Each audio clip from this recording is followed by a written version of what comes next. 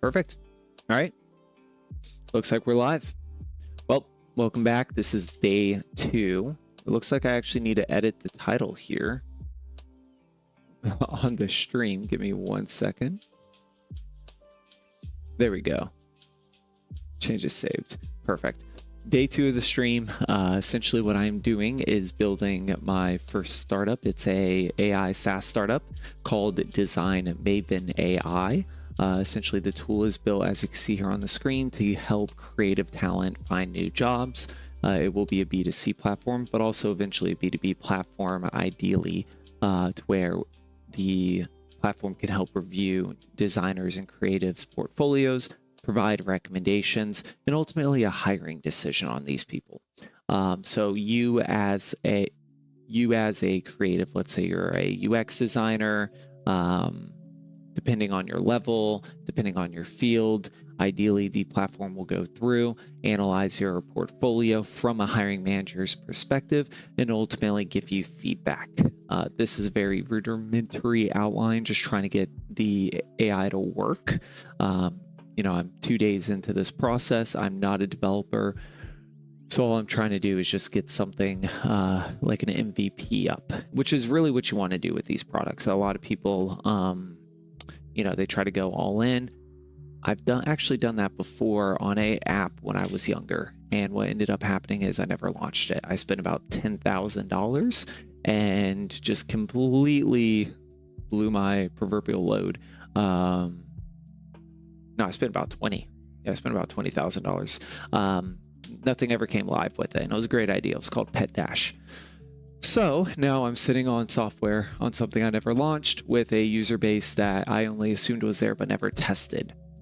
So the purpose of the stream, is to keep me accountable.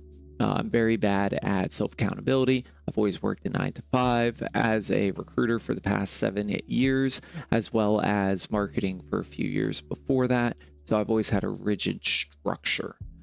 Secondly, it's for branding, right? Not only keep me accountable, but keep people along in the journey and help bring them in and ultimately get feedback along the way. I can imagine that a lot of individuals who will eventually stumble upon this content, if it ever gets out there, and if this ever finds a use case, would be interested in seeing kind of the startup process from someone with extreme ADHD and who's kind of a cluster F when it comes to actually finishing something. So I have my goals here today. Ultimately, we need to get some social media platforms set up. We've bought the domain name. We've started on, building the front end and the back end, a very basic version of it to just get it working, leveraging AI to actually help us build, which is interesting.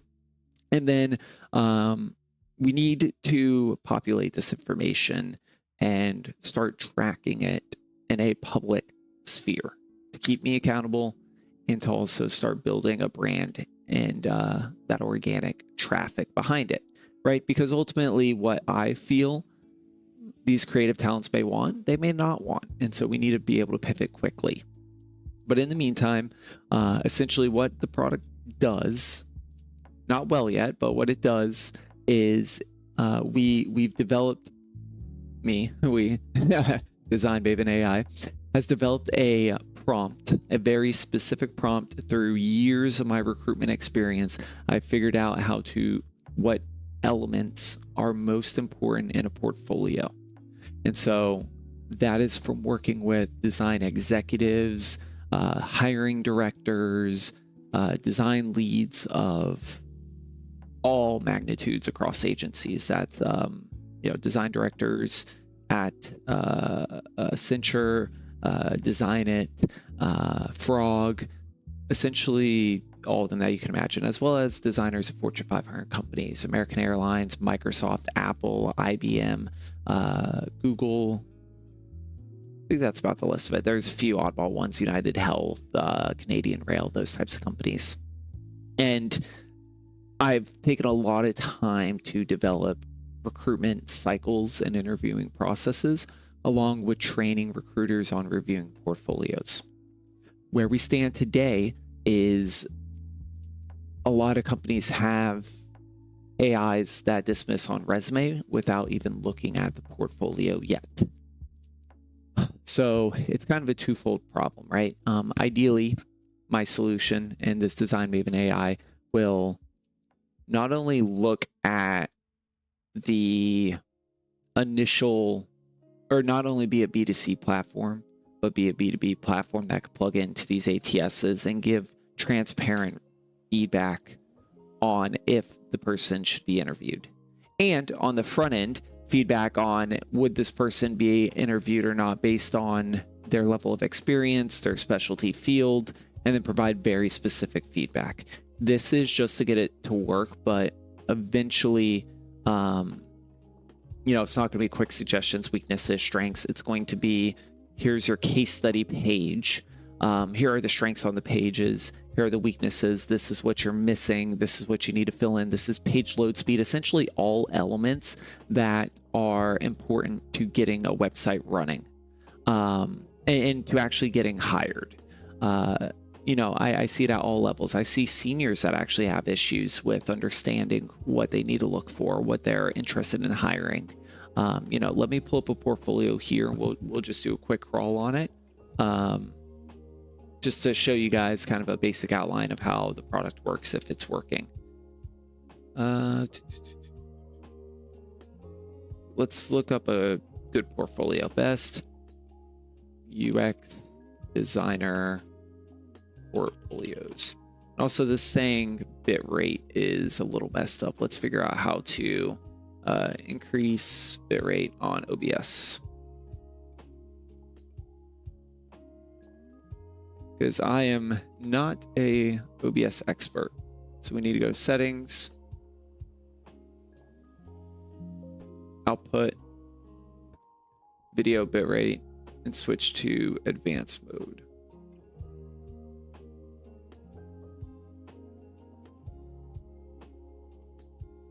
Let's see, hold on. The live stream is saying the stream's current bitrate 2750 is lower than the recommended bitrate 6800 kpm.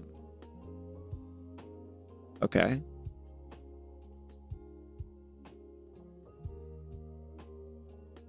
So we'll just, I don't even know if my camera is able to do that.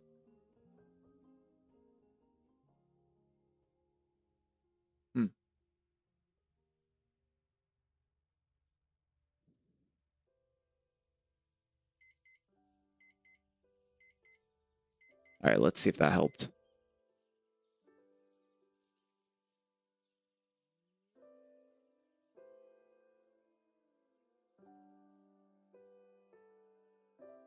Okay. Oh, good connection. All right, sweet. All right, we fixed that problem. Okay, so back to it. We're trying to just do a quick little review here. Show you guys basic functionality. Ensure with myself that the basic functionality works, and then go from there. So these companies like Design Labs and stuff, they sell like courses and they show you, how to make them. But I feel like a lot of people get lost, right? Like, a designer could tell you how to make a design portfolio, but that doesn't tell you how to get hired. Oh, I actually wanted Anthropic. We're going to base our clean UI off of Anthropic style in some way just to get us going. Right now we have a base domain. I do have actually the Design Maven AI URL, which is awesome. But that'll take a minute to get established. I gotta connect everything in the back, and I'm not a developer. I've just done this a few times, so I figured out how to move things around. Interesting, bitrate's dropped again.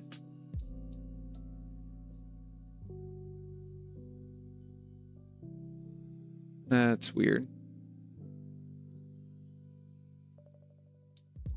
Let's apply 7000 bitrate. You know what the issue is here? It's the console in of itself is kicking back an error. So I think because we are spooling up a crawl, let's see what's going on. Error Service unavailable. Okay, so this is where I don't know how to code and we'll have to use AI. What we learned yesterday, AI has a limitation, the amount of files that it can handle.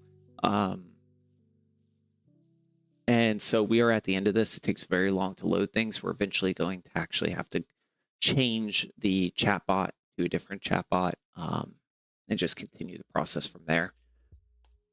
Let's see.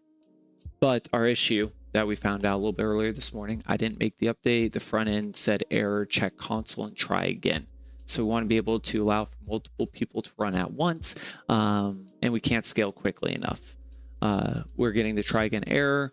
We should queue work instead of doing the heavy crawl inside the API request. So what does that mean? That means that we need to switch review to inquire or in queue a job and add a worker lambda that pulls SQS, runs Puppeteer plus OpenAI, because we haven't built our own AI yet, right? We're pulling in an API for now with a very, very strong prompt. And then we are writing the results, sorry, it exports as results into the backend goes to front end. So it's asking to replace our template, replace the current app.js, add a new file called worker.js. But before we do all of this, right, because these things hallucinate, they'll tell you exactly what you want to hear. And by the way, this is a prompt that we've put together that essentially is everything that I've learned over the past few years.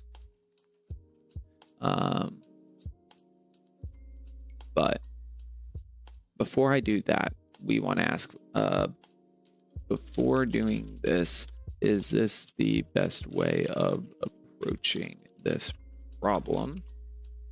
Being we care about speed of response, but we also want to assume that, you know, let's say 100 people could be running a crawl at the same time. That 1 or 100 people could be doing the crawl at the same time. You know, what you learn in like project management is to think ahead, right? So you could build, so this solution could be for one person, but let's say for me, when I tested it, I tried doing 2 crawls and it couldn't do 2 crawls at once. It could only do 1. So now we've got to get ahead of that a little bit. We can crawl 3 pages. The 3 exact pages aren't ideal right now. So we can get that cleaned up later on, meaning that it's crawling like a home page, an about page, and like a contact page versus case study page. So we'll get there. Let's see what this says though. Let's see if we like what it says. In the meantime, we set up X. It's all politics as always. But we want to make sure that our account is tailored. So we're going to say design day 2 of launching our startup AI company live on YouTube. So we're just going to say this, and then we're going to drop the link to the live stream.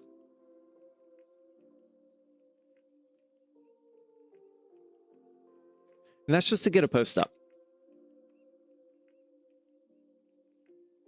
Unlock to get more on X. We want to ensure human being, please help us spend time engaging, be seen by more people, connect directly with others. Okay. I don't really want political content, but I don't know how to get rid of that. So anyways, the logo, AI generated, we're going to have to build a better logo, right? We're trying to build a framework. We're trying to build the groundwork. The goal is to scale. The goal is to scale very rapidly, right? So if we're on day 2, we have product. We got our social media set up. The next thing that we're going to end up doing here, make sure that we have an MVP, minimal viable product, that the feedback's good, and that we have a clear funnel. So every single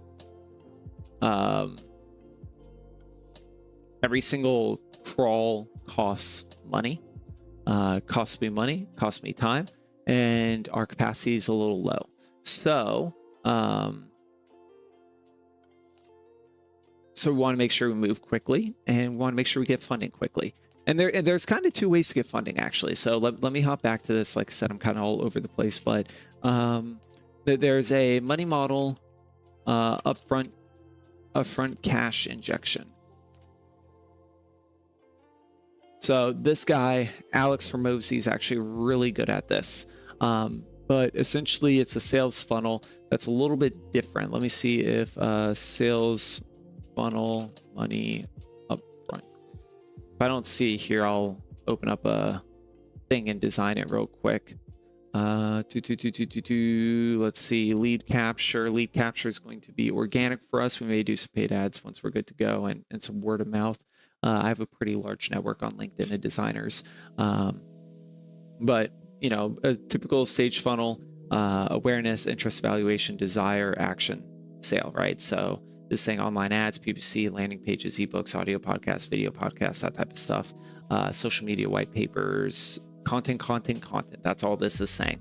But what it's not saying is ideally the flow that we're going to build here, which is the sales funnel. So once we have someone use it and we deliver a high amount of value, because that's the key here, is deliver as much value as possible. I'll try to draw with a mouse, no guarantees. So a little thick.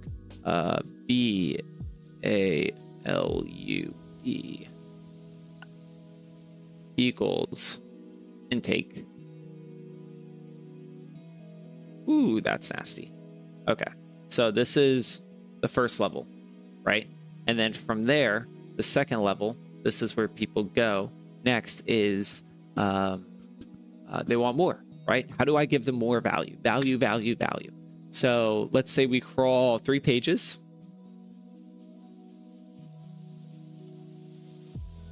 Ooh, let me open this up.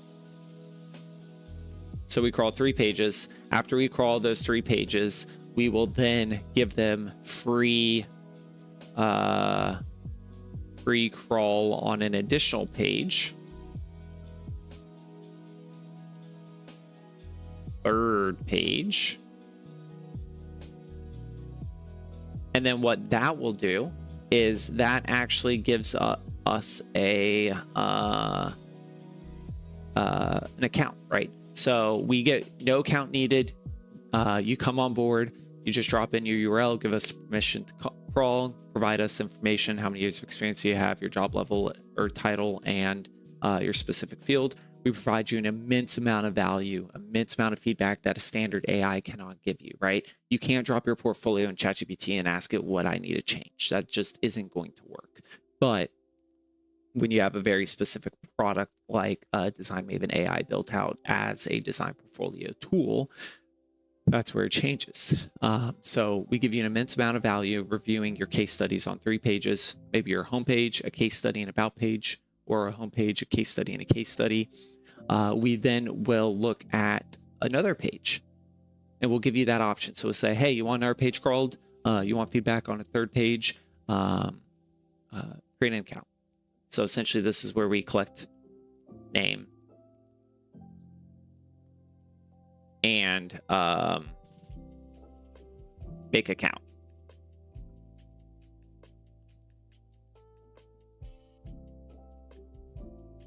Boom. Okay, so now you're in our funnel. Now you're in our system. Yes, during the intake form, we have your email, but that's not the goal. I don't want to send shit. I don't want to do that. I want to provide value to those that want it. So cool. We've crawled a we've crawled an additional page. We've given you additional feedback. A lot of times people have 4, 5, 6 different things on their website, though, different case studies, different different projects that they've worked on. And this is where our money-making method comes in. So our money methods, I put in green intentionally, is similar to the Apple model.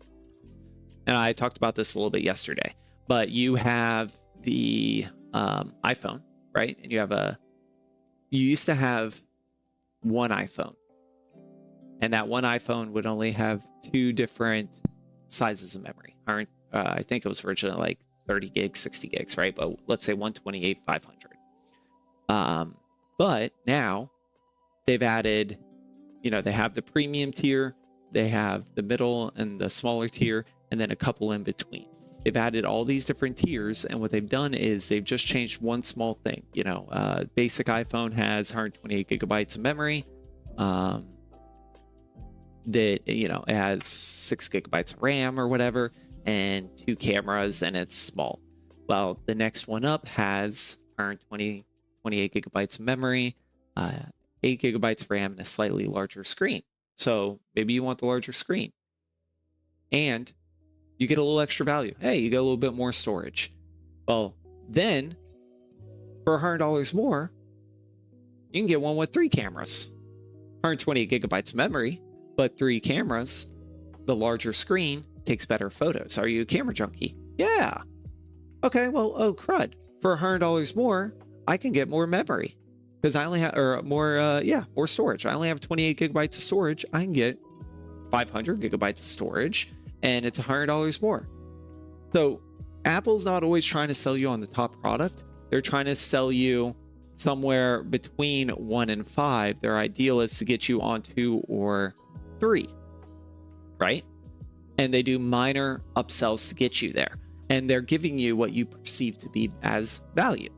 So for us, we are giving you an immense value by ideally reviewing your portfolio, giving you a very detailed feedback on what recommendations we can make for updates. And then we will actually have 2 options. So we can have a basic plan, and it's monthly, which makes sense, right? Hopefully you're not on the job market long, right? So this isn't going to make our reoccurring revenue from users actually hopefully is a little shorter, right? Because that means our product's working. And so, I'd imagine maybe 1-2 months, right, is the recurring revenue of the person, which means that we need a lot of word of mouth because our acquisition value for a user has to be low. So we can have a monthly basic plan, right? And that basic plan provides all of the value that you get from these, but across your full portfolio. And that in of itself is massive, right? Especially for a low cost. But that's monthly. And that doesn't give the company direct revenue injection. So how do we get direct revenue injection? We go to the next plan, which is a full service plan. We'll call it full suite. And that is where the product roadmap is leading for the MVP, which is basic plus job tailored descriptions. So essentially, you can upload a job description, and we will provide flow and copy. That's bad. Recommendations.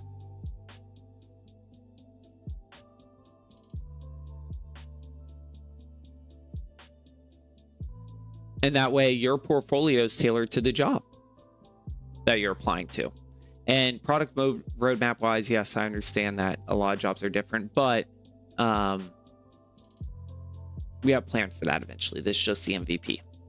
And this full suite, you can pay for monthly, right?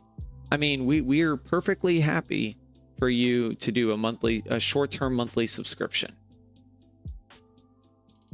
But at a heavily discounted rate, instead of that, I and Design Maven will want to give you a lifetime. So I guess a third option, lifetime subscription.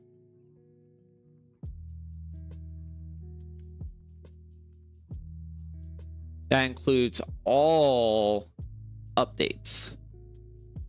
My writing's terrible with mouse. And that is just for one flat fee. Heavily discounted.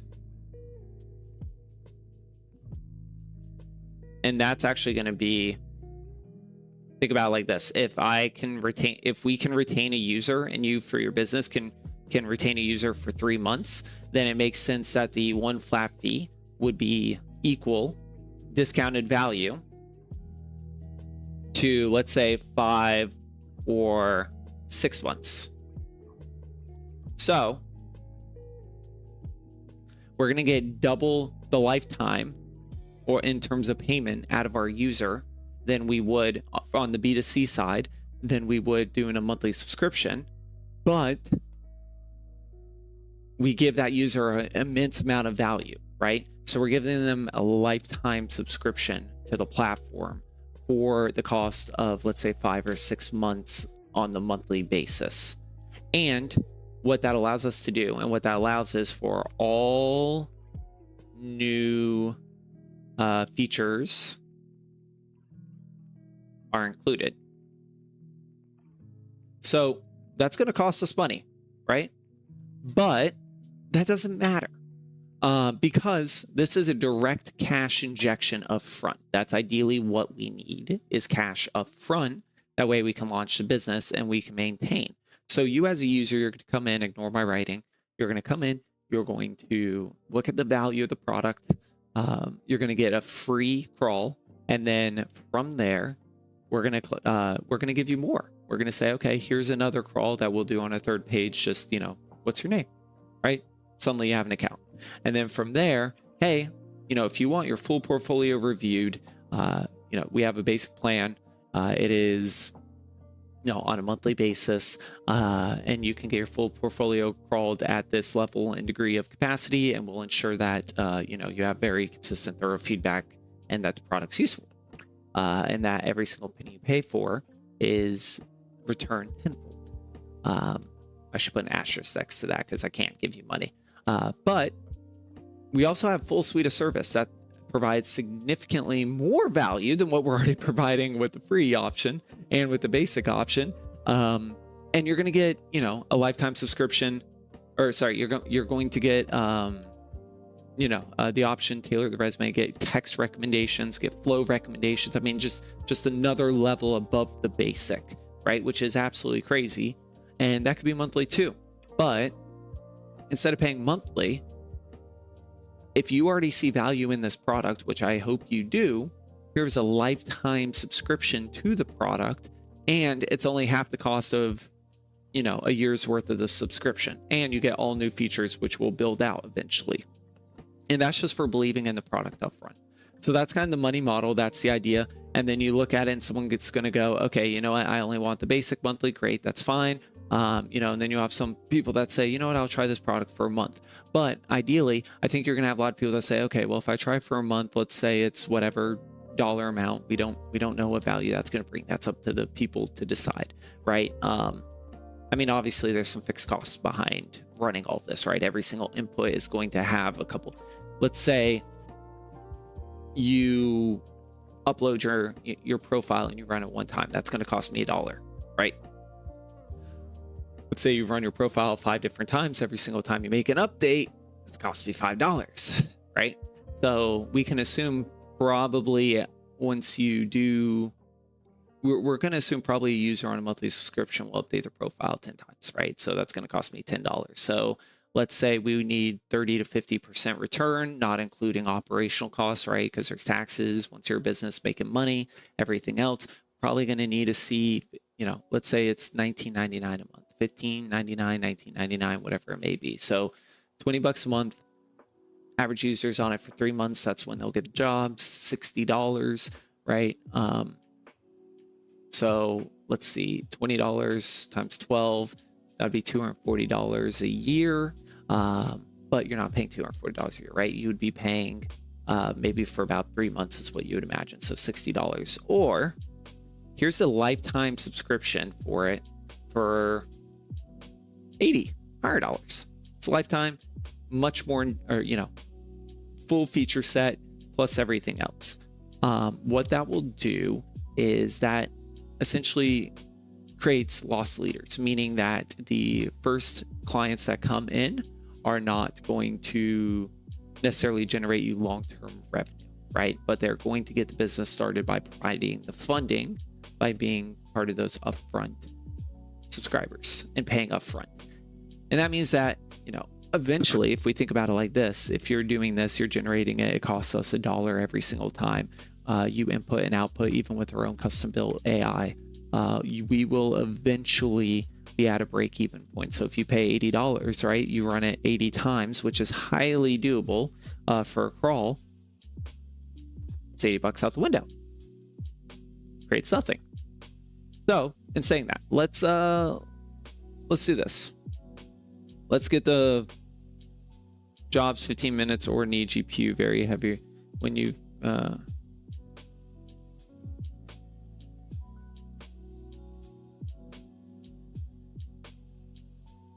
go ahead with the SQS plus work development we drafted. It'll stop that 503, handle bursty traffic cleanly, and keep responses and user snappy. All right, so let's go ahead and update our code.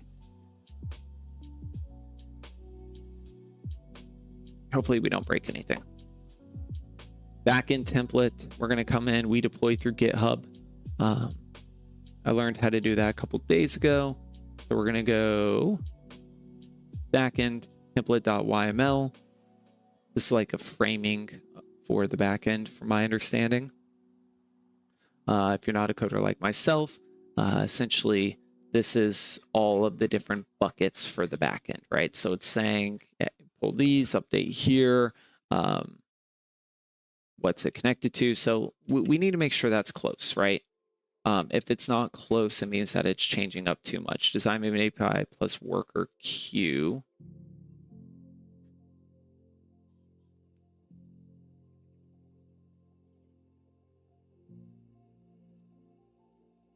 HTTP API execute. Okay, that should be.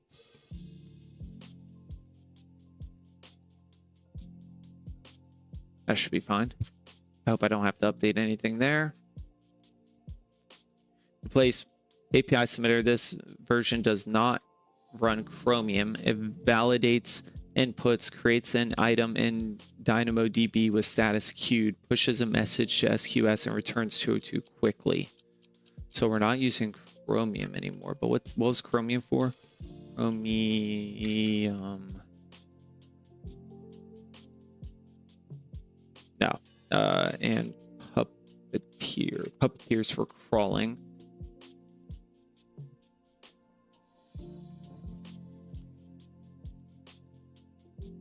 Wait. So we're saying we're not using Chromium.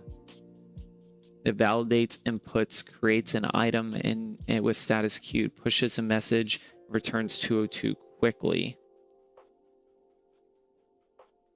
This is your crawler plus analysis. It triggers a SQS and updates to running complete or error. It uses Bardic Kiss. Okay, so we're moving Chromium from the backend app.js to this new folder called worker.js. We're going to break some shit. That's front end, back end, app.js. What's interesting, you know, is for this project, right? By the time this gets traction, how does this go from 400 to, oh, we're moving stuff. By the time this gets traction, a lot of the stuff will be changed. So like root files, net files, all that type of stuff. I'm not too worried about, you know, some of this information being out there, because once we do get a little bit of traction, I'll be hiring a real developer that knows what the heck they're doing. Because I really don't know. But I do know enough to be dangerous, I suppose. All right. Let's go here. Let's paste this. And then this needs to be a JS worker.js file. Open.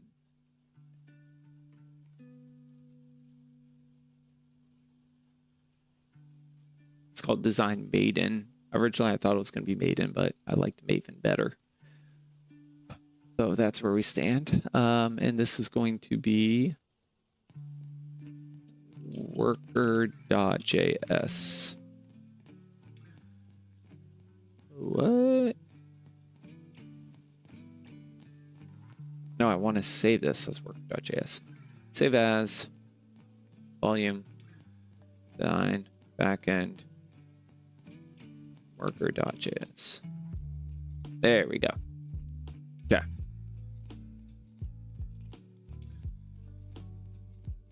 Oh, we've moved everything into the worker file.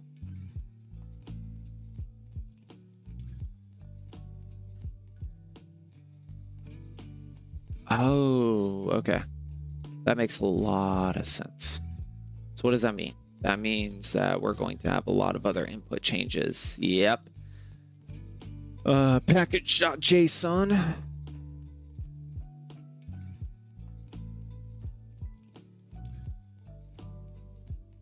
Keep, if you have the old, you can remove it, everything above v3 modular client. Okay.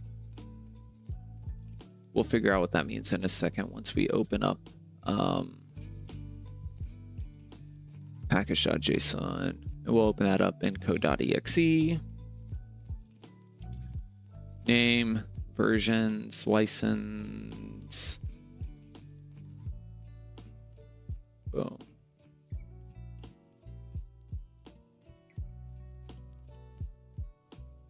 Okay. AWS-SDK.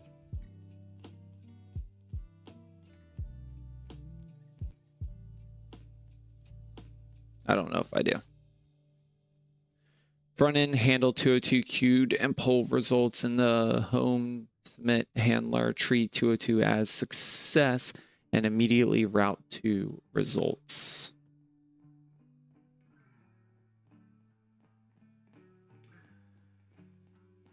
Wouldn't we want to route to loading?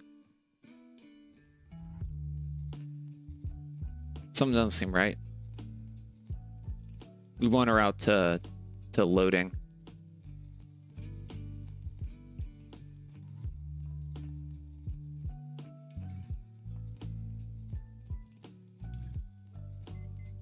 But we'll copy the code for now.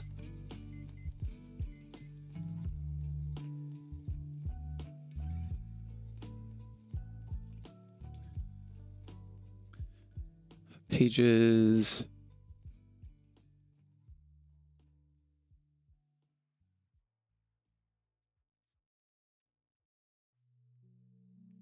Okay. So cons base import.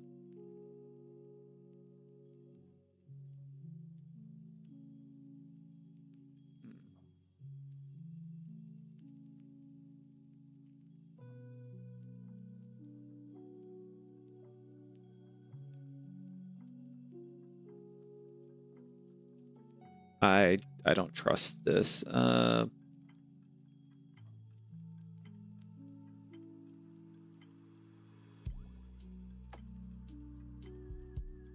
Give me fully updated load and results page with your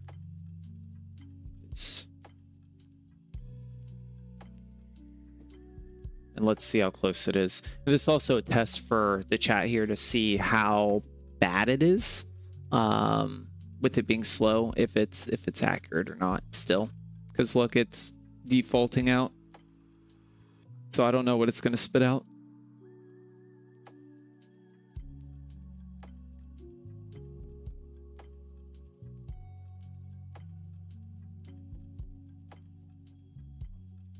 Jobs over 15 minutes. We don't have jobs over 15 minutes. It should take about 30 seconds to crawl. I'm hoping timeout doesn't hurt anything either. That can be an issue.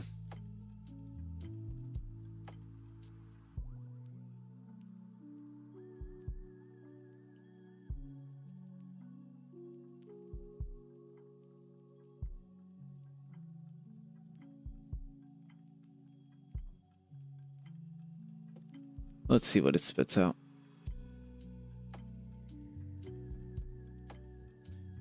Working pages for they don't import any lib helpers, handles both immediate results and queued polling modes, and avoids UUID by using with the fallback. Assume routes, loading results are already wired in your app.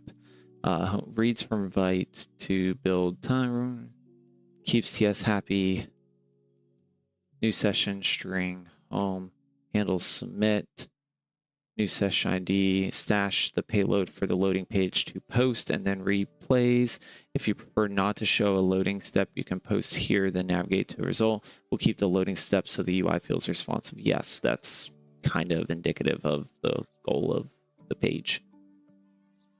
We're going to have to fix the styling. The styling's fucked. I'm going to be honest with you. This is not good. But we need a working product, so can't put the cart ahead of the horse. Where'd I put that? We need to make our TikTok. Okay, home. Breaks so much. Code.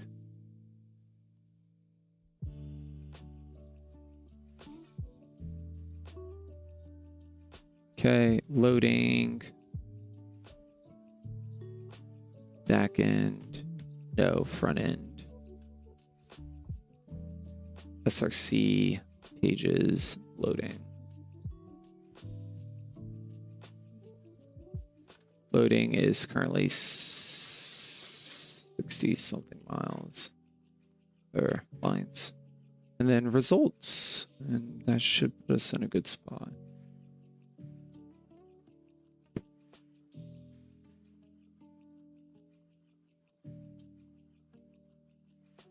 Oh, let me make sure that did that right. There we go.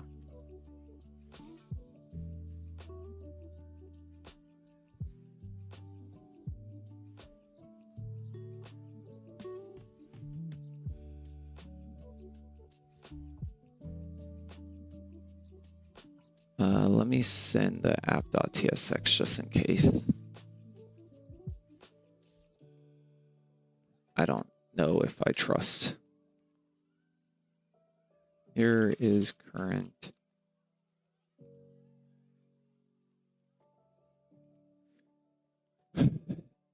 Once this works, we will reroute to our next platform. Let me turn on a light. See if that helps. Especially dark in here.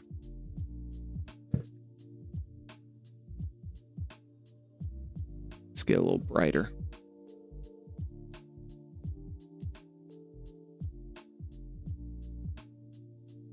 Then we'll deploy, then we'll update the backend. Close 2 tweaks so it matches the pages I gave you. Here's the correct. If you prefer the param name session ID, I can adjust 2 pages to read. And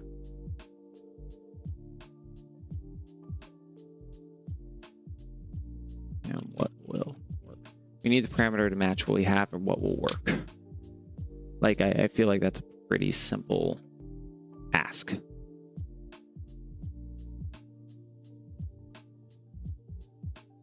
I don't think I'm crazy for that. I do think this doesn't work anymore. We're gonna need a new chat. Well, that does that. I don't really want to choose that. Probably good to have Reddit. That way I can do play-by-play.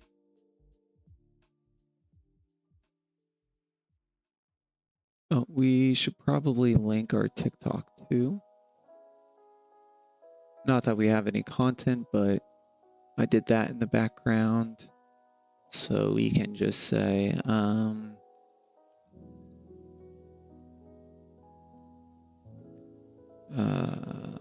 post.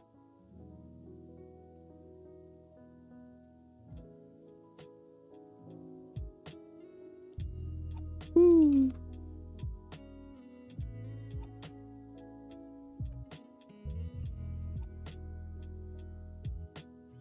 Give us a fall is kind of cheesy. We're not going to say that. But we might drop an emoji.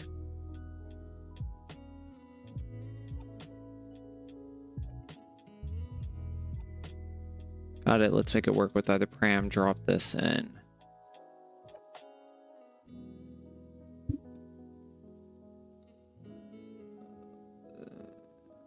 Resolved and just work. Yeah, we should standardize one, but I do want it to just work, so that's where we're at. Okay. Save that. Save that. We're going to deploy, and then we're going to go back to the back end. So we need to go to desktop.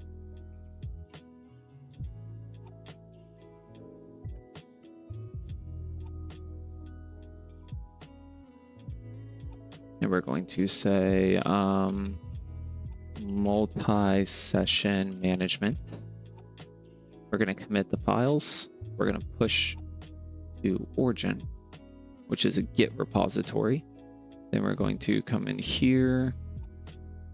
Looks like we have a backend already set up and ready to go. So we can come in and say, boom, run an npm install. And what does install mean?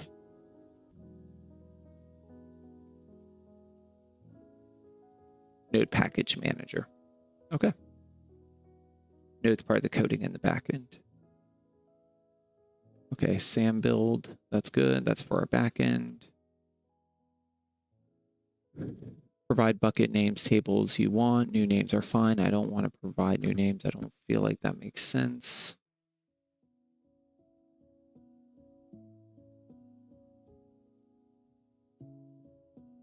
Ba, ba, ba.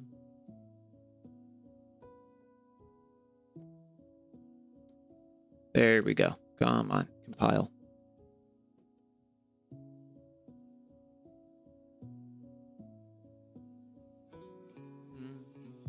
Dun, dun, dun, dun, dun. Once this is done, we'll check, and then I need to go take a bathroom trip.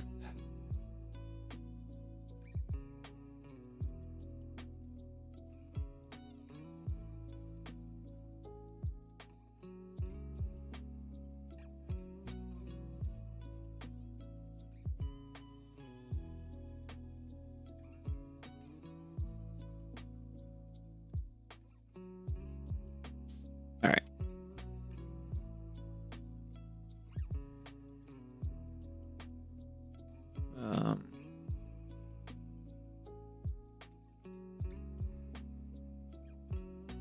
Okay, to use these same bucket names.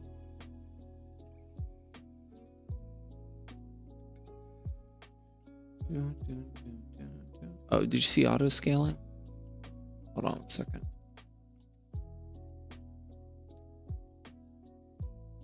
Pay per use. Lambda workers scale up with demand. When idle, you're not paying for a server. Okay. So I imagine the issue is going to be, since we split out Chromium, that there's going to be some type of communication issue between Chromium, Puppeteer, dropping things into the backend, and the API pulling out of the backend, running it through the API, pushing it back. I don't know if that's going to work properly.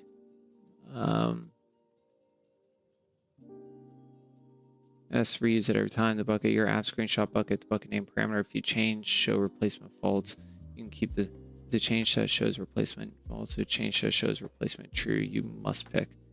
Okay, so run a preview.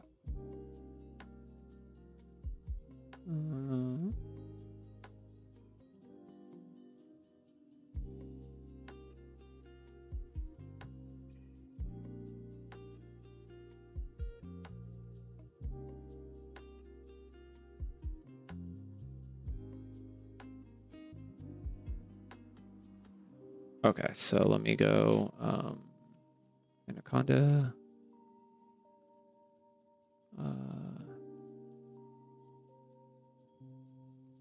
CD.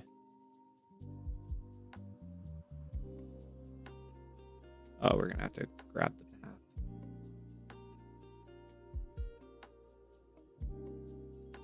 There's no reason why I need 6 of the same thing open.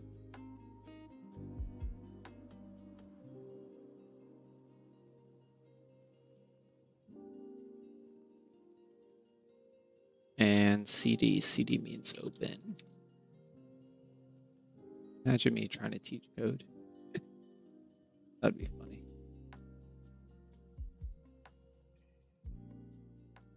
Hopefully it all says false. If it says false, it means that we don't need to change any of the bucket parameters. If it says true, we have to change bucket parameters. If we have changed bucket parameters, it means that there's a big issue. We don't like big issues. We also don't like the position of the light.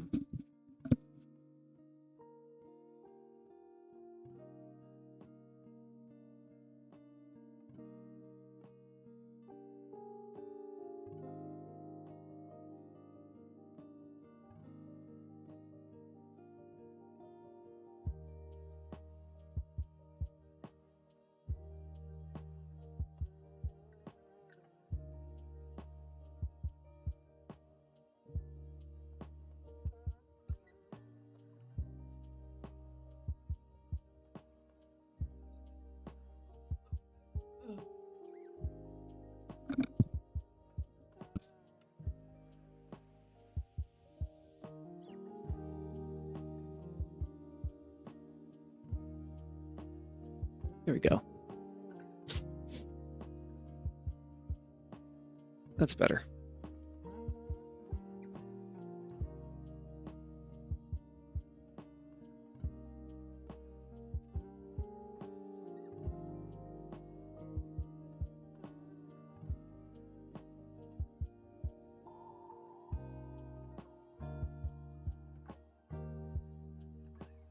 Boom.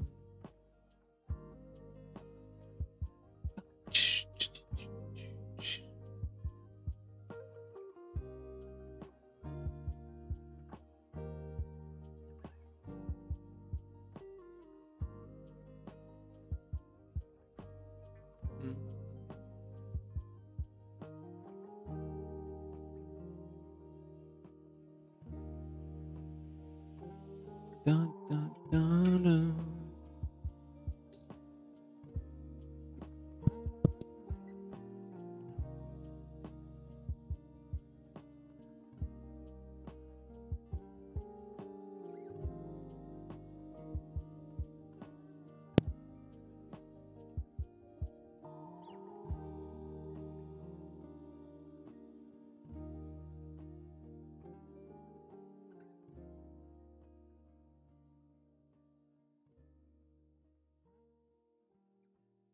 All right. Let's close that. Let's go. Anaconda. Let's pull the URL path.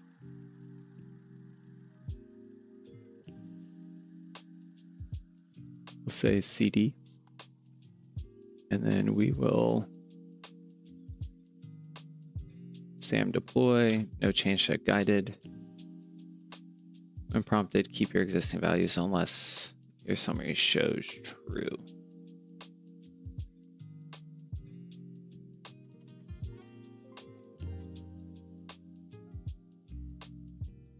It doesn't.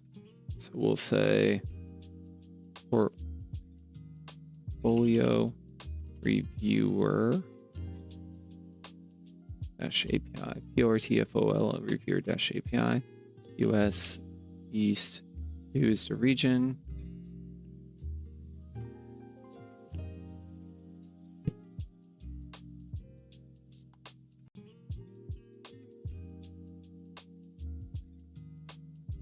Okay, it's not asking for anything new. So we will grab this, we'll grab this, we'll get rid of that bucket. Table name seems fine.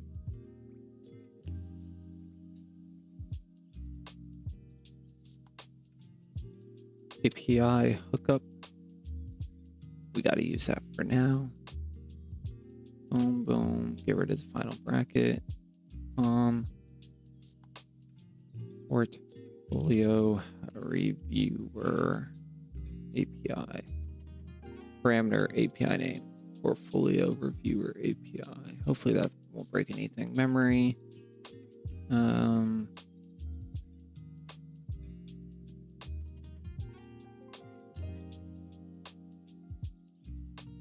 Should we keep memory 2048 or bump it up?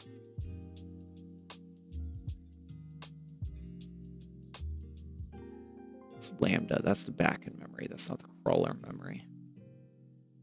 Well, if we're crawling from the backend, then it would be the crawler memory. I don't know.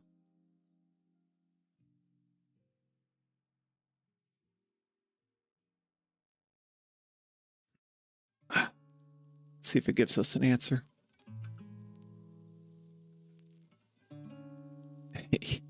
Whatever updates we made worked. For the front end, at least.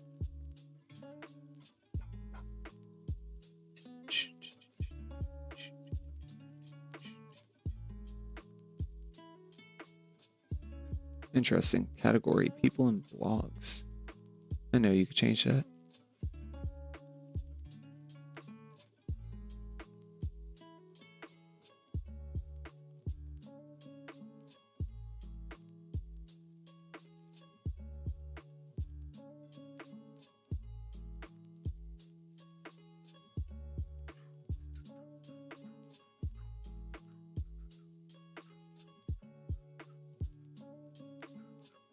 All right, 3080.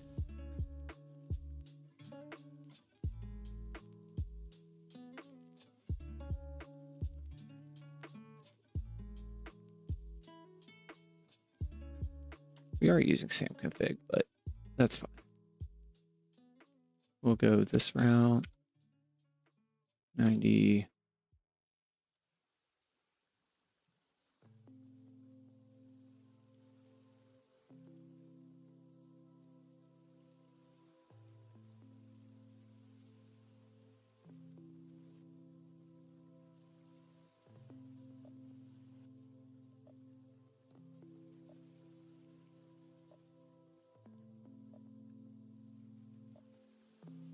What about worker memory? 3008, I'd imagine. That's what we set for lambda memory.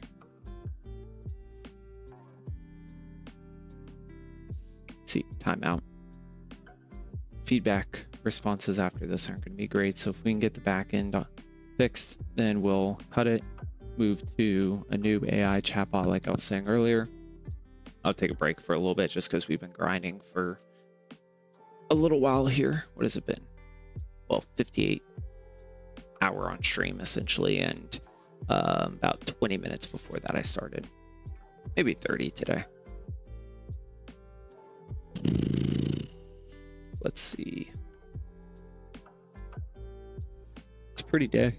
Looks cloudy. I have to get some golfing in.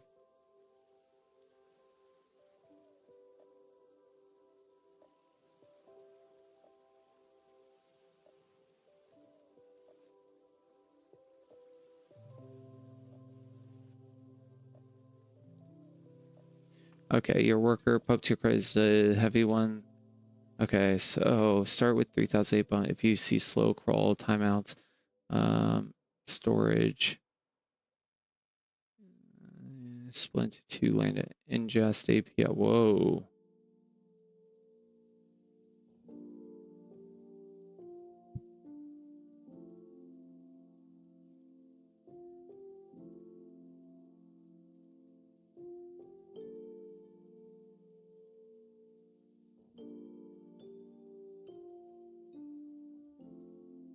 Max memory usage. If duration is still high and you hit timeouts.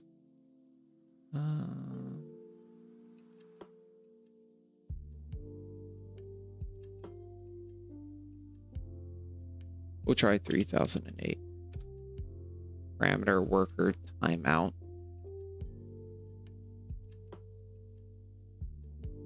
stick with 120. Ephemeral. 1024 parameter worker reserve currency.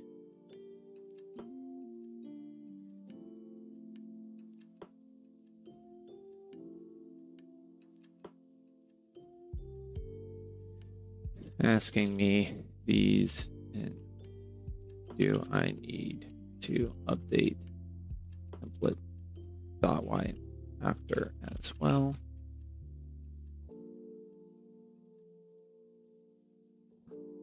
I don't know what worker reserved worker reserved currency AWS. Specific fixed number of concurrent executions for a Lambda function.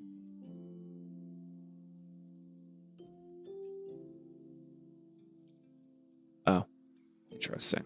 Okay, so what it is saying, a worker's reserved concurrency is part of Lambda, so the backend, and it's saying that a certain amount of your availability, whatever that number is out of, you are reserving the capacity, so a percentage of that capacity, to do the function that the Lambda, or this piece of the Lambda, is dedicated to.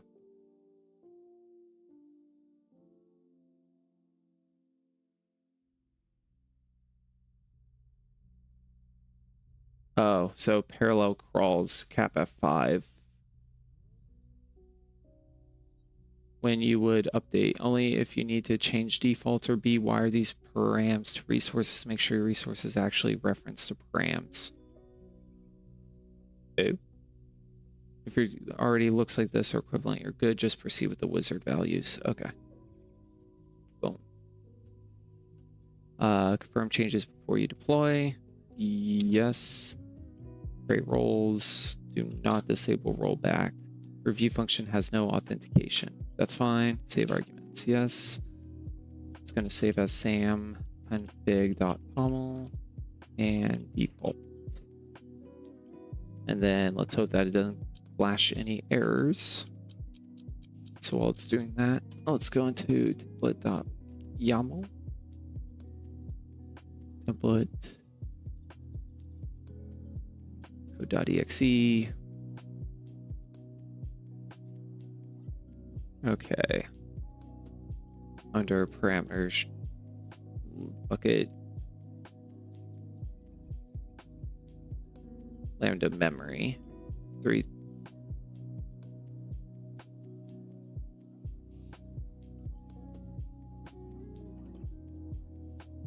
lambda timeout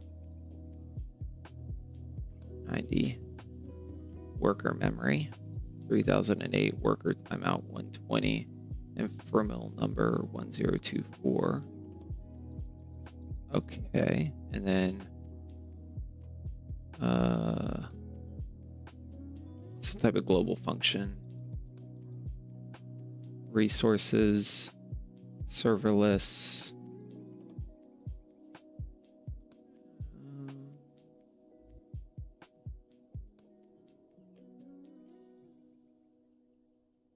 This is not set up the same way.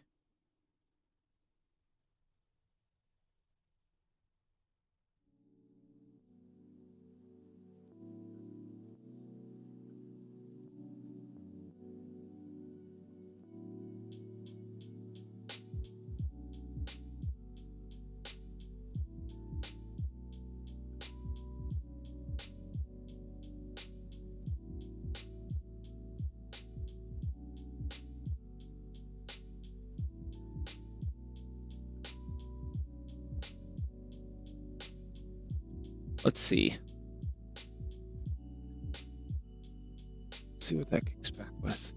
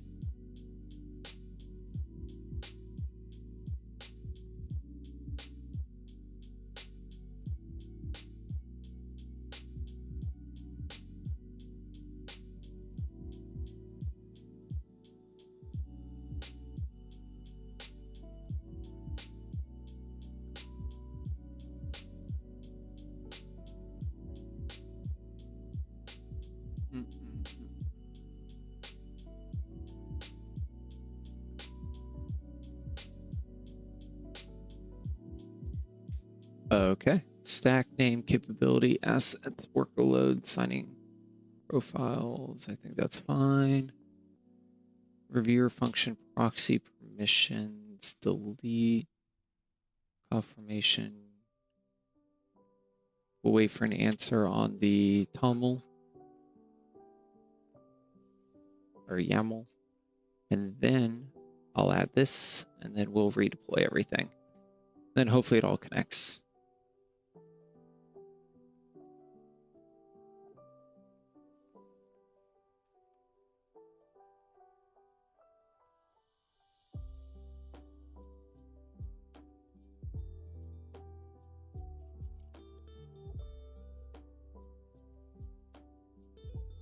And then let me message my buddy. I met him a while ago, but let me just ask him if he, do you ever leverage the local small biz chamber of commerce?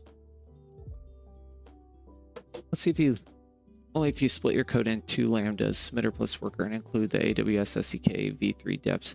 If you need just a single app.js and simple, will create a worker, review worker lambda.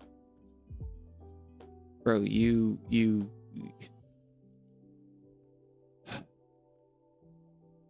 this thing.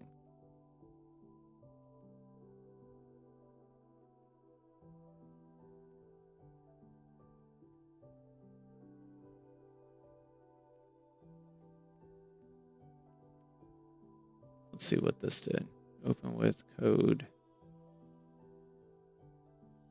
Portfolio review backend 1 MIT app.js 222 3.9138423.2. Okay, so that, no, that's already in place.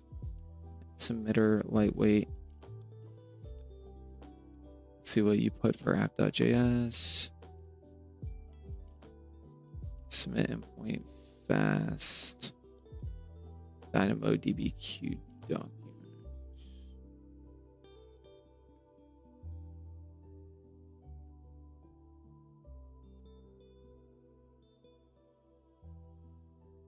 No DBQ. Oh, yep.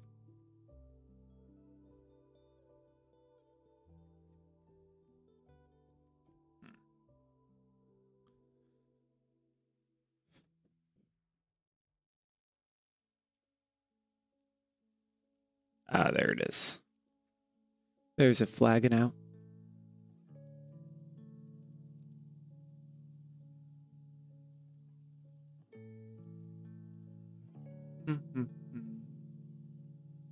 I need some more uppity music.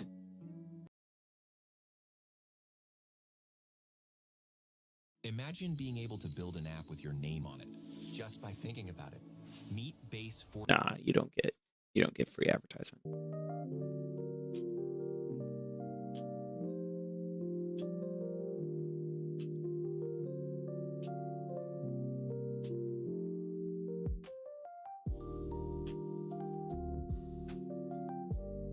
Yeah, this is going bananas. It doesn't remember what it's typing.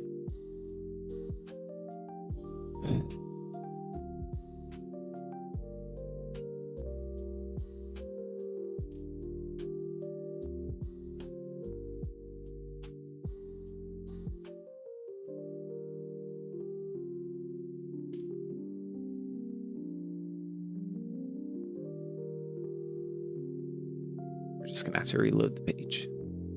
And then we really need to leave this chat. We gotta get into a new one. It's not gonna work. It's at its capacity.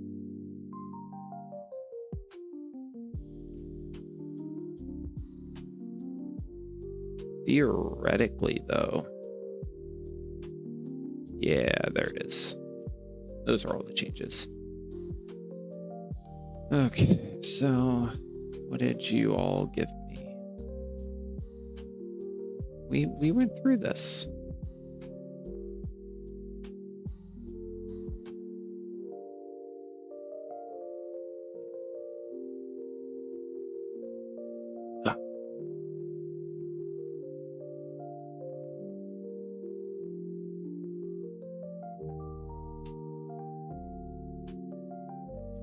the one downfall using AI.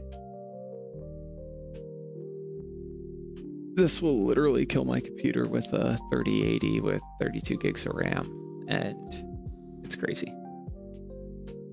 Like even the live stream freezes up.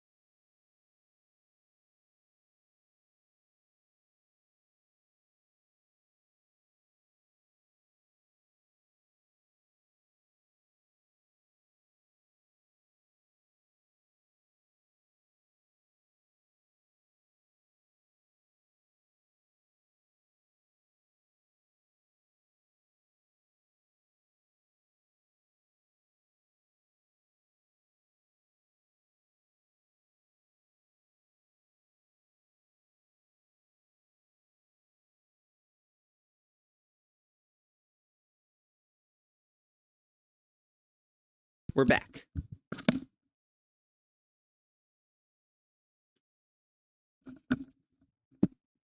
Okay, there we go. Let's make sure everything's working again. Audio bitrate.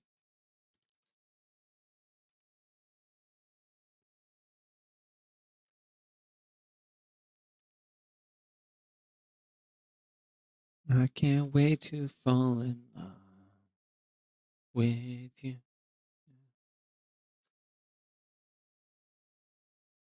Advanced.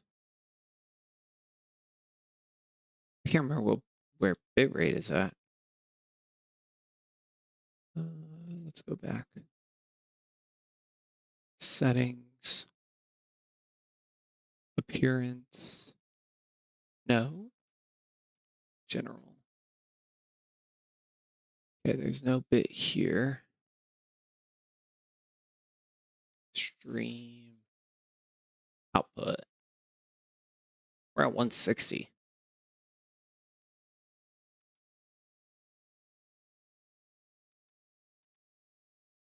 Okay, that shouldn't be an issue. I think it just needs time to recover. It's frozen. Like if we click live, we're good. Hopefully. All right.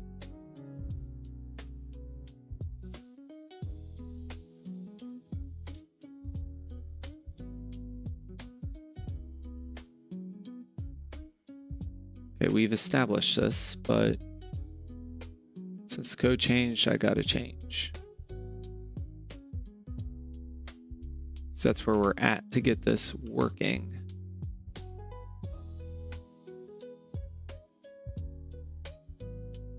Then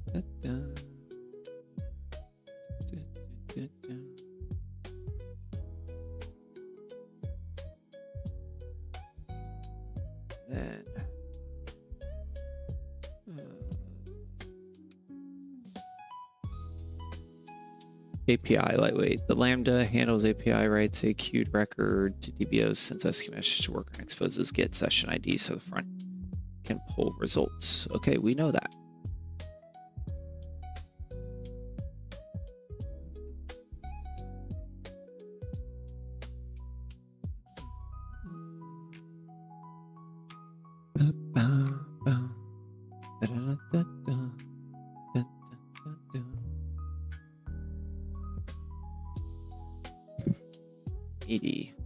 Okay, this is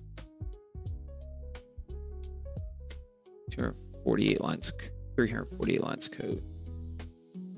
There's no way in hell that becomes 100.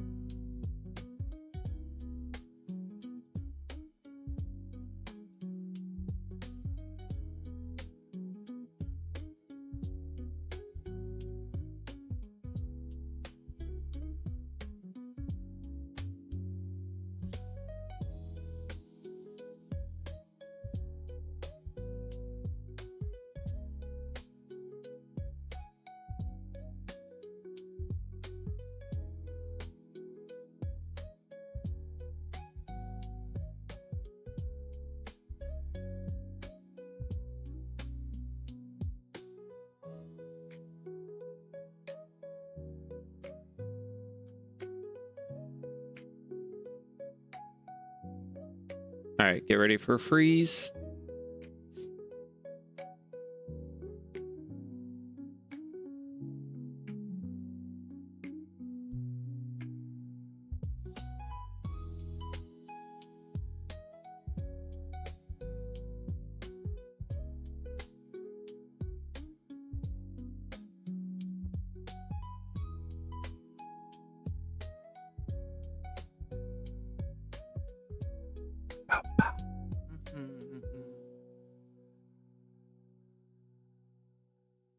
Oh, geez.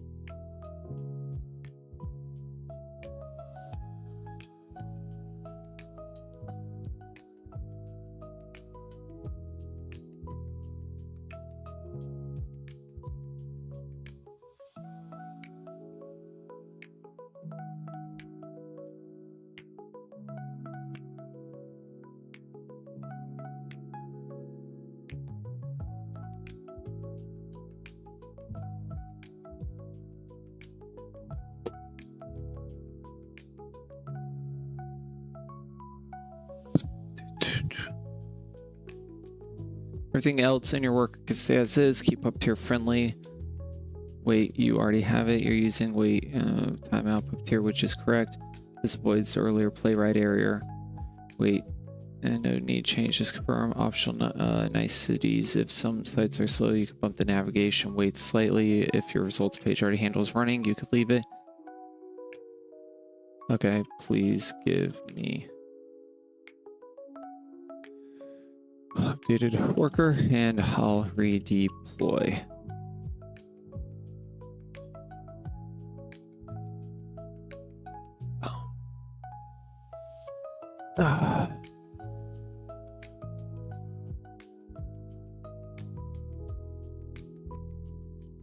Update our phone. See, like Anthropic's completely different. You know, it's just it's whatever. But I like the website, like how it functions, how it works.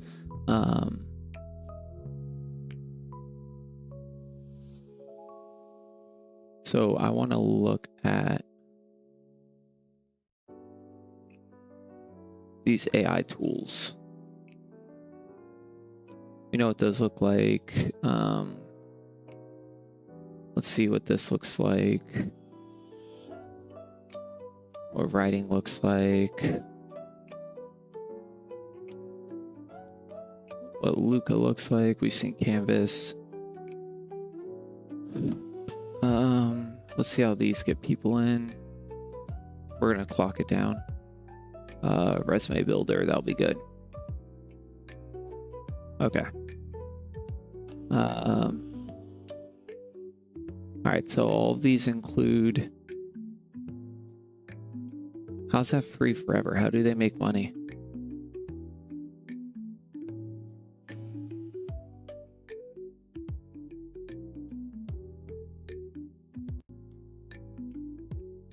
Works with your tools. Yep, Fathom supports that. Oh, B2B software. Team editing.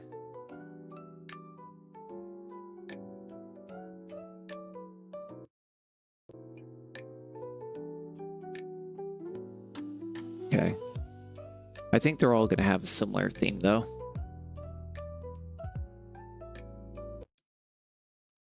Yeah, flexible AI workflow. They're all going to be dark themed. Interesting. Try the AI writing tool with unparalleled story smart.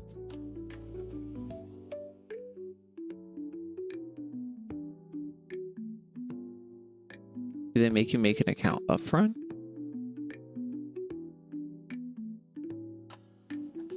Okay. Let's try logo design.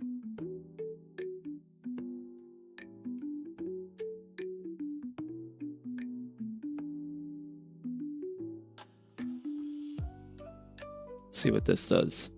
See if it gives you an output or if it makes you make an account before the output. Pick your industry.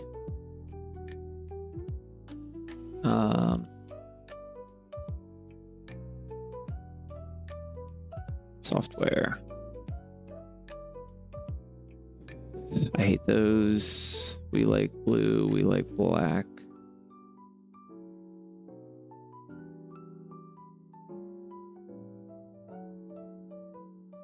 Software, technology.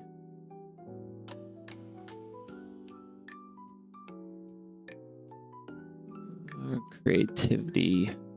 We need like knowledge, strength, excellence, idea. Pick symbols for. Let's go with creativity.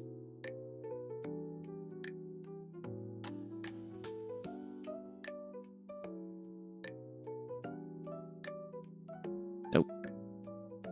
Nope. Pick symbols for me. Creativity, idea, strength, excellent. There's some connection in it. There's some software. It's tech.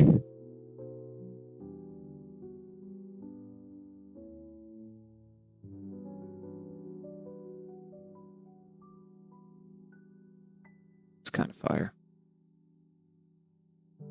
Ah.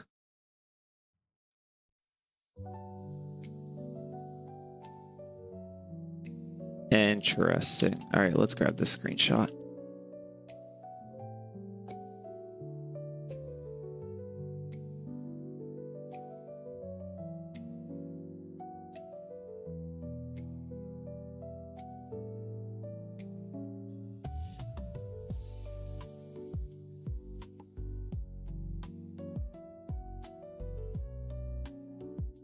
Boom.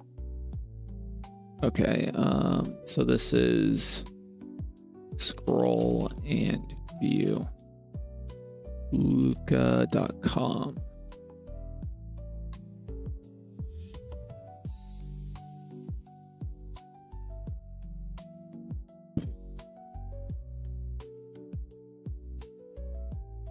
Dark themed, clean. I hate the look of that. Too much crap. Needs to be a cookie or backend cookieless environment for when we actually launch.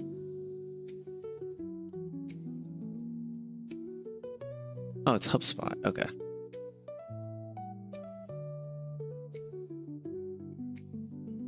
How do they make money?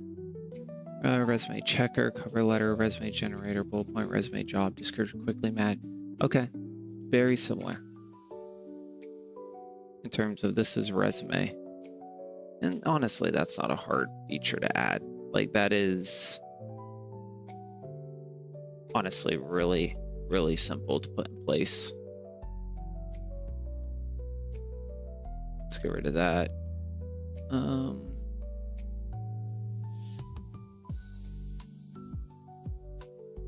Well, if that doesn't load, then who cares? Yep. All right, doesn't load. Took too long to load.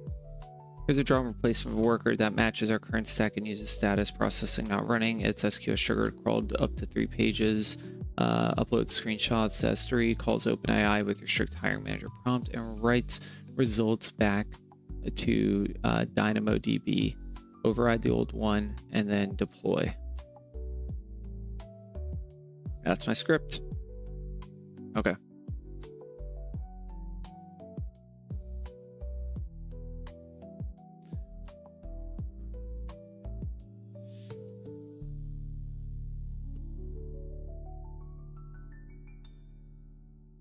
B71. Okay, so that's done. Now back to full screen. And then let it load. It works. We take a break and then we transition to new chatbot. From backend, SAM build, kickoff, run, front end. The job should move from queue to processing to complete. Fuck yeah. Okay. First of all, this is going to be multi-thread processing. Push. And the theme's definitely going to be redone for some reason. That's just how these AIs work. But that's okay.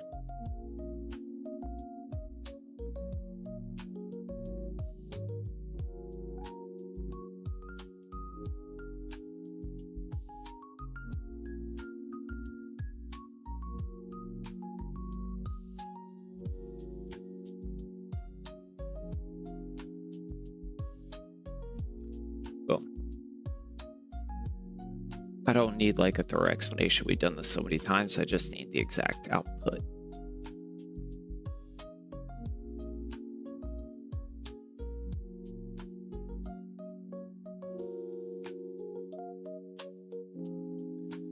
Facebook Live.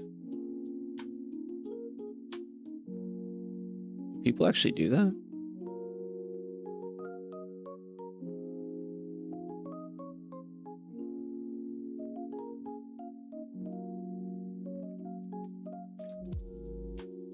Oh, you can't. Sick.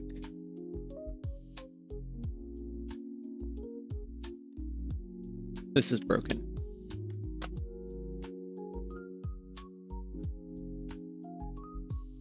Build, deploy, keep names, build all that, do all that. Verify outputs.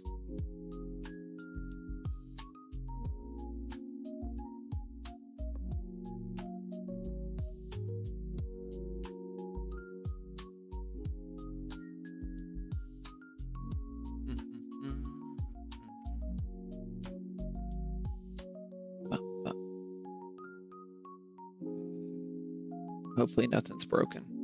You know it will be. I know it will be. Would like to be able to step away though to new chat. But let's see. Goals, set up social accounts. That's plural. We set up 1. 2, TikTok. We need Reddit and we need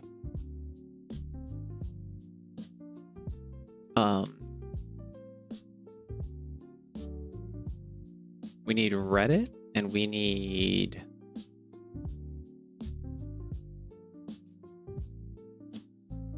probably Facebook. Just a live stream, right? The intention to help grow this account is by live streaming. All right, portfolio reviewer. I'll pull this off page for a second just so I can copy and paste.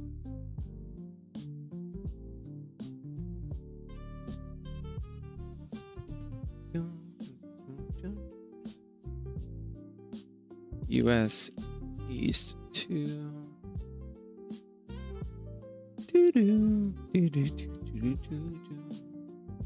Da, da, da, da, da.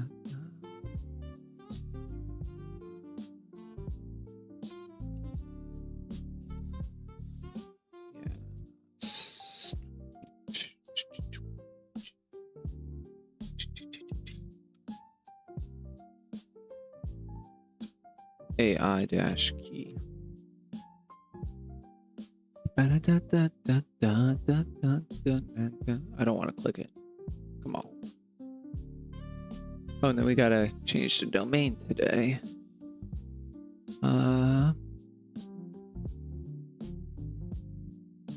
Portfolio reviewer API.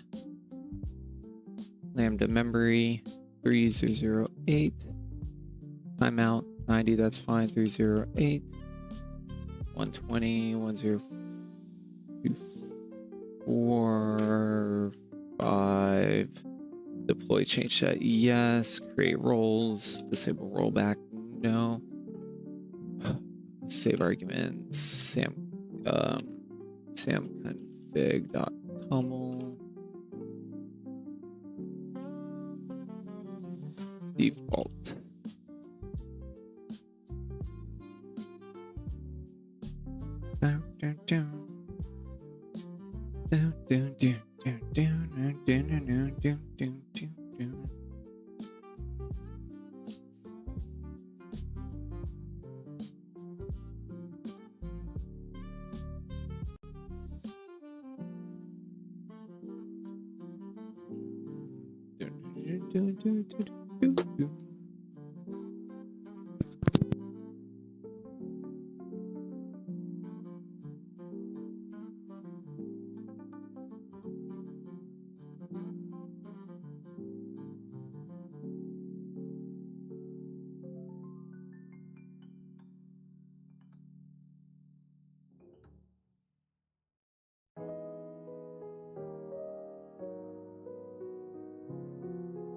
All right, so once that's done, we will redeploy.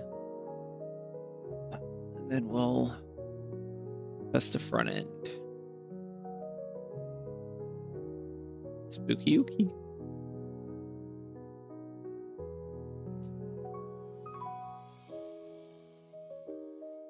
A fail? Oh no, the second one.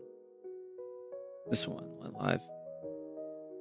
You'll see what I mean though. Like, you know, look, when I click deploy, the deployment,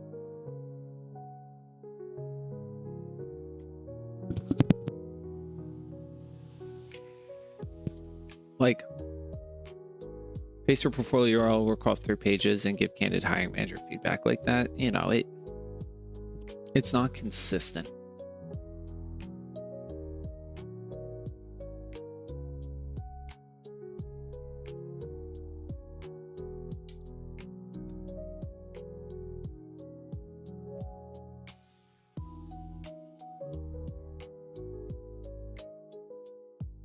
There we go. All right, it triggered.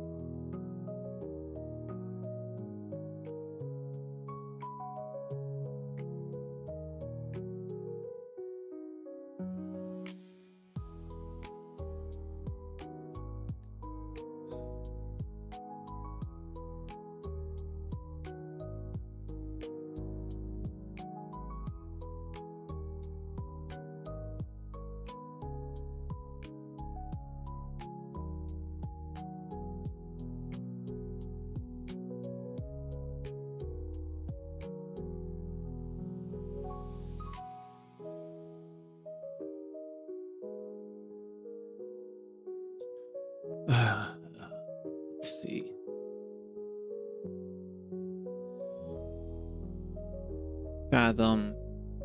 Here, we'll just copy and paste these URLs.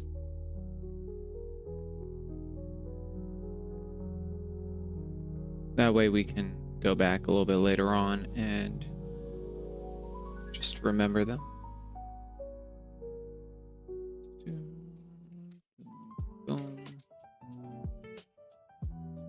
And the point of this is so that we can find a theme that works, right? Find a user funnel that's pretty and that speaks to the business, speaks to the brand.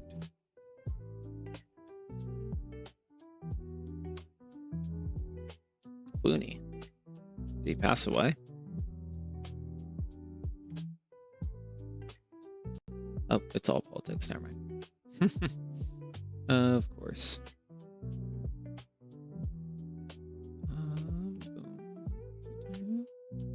Let's just check if all of this is okay. Oh, wait. We can just do that through the code. Da, da. Da, da, da, da, da. Oh, shit. Yes.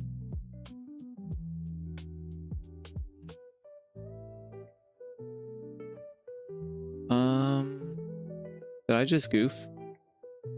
Did I miss the deploy change set?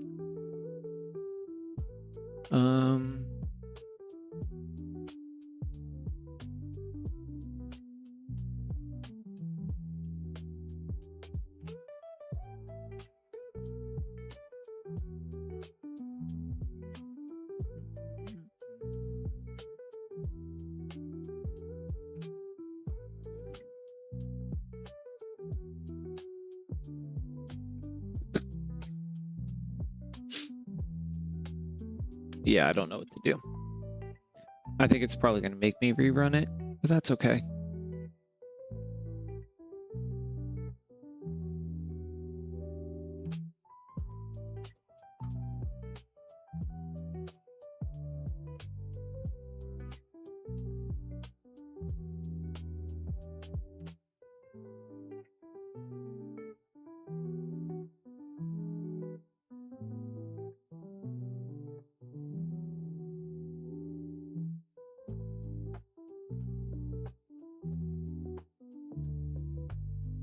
Okay. No worries, you just skipped the confirmation too quick. Finishes. Rerun deploy, use saved config. When prompted, deploy change set, press enter. Execute the already changed region, cloud formation. Either path will execute the... Alright, well, let's try the first one just in case.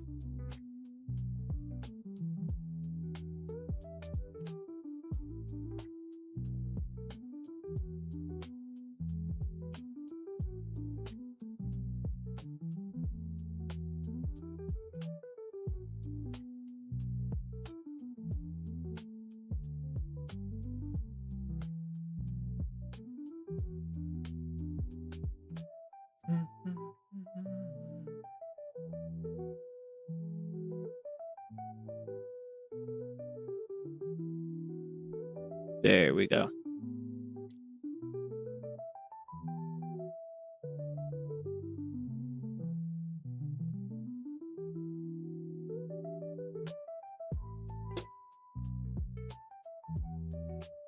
Bum, bum, bum, dun, dun, dun, dun, dun. And then from here, we'll run the sucker. Once that's done building.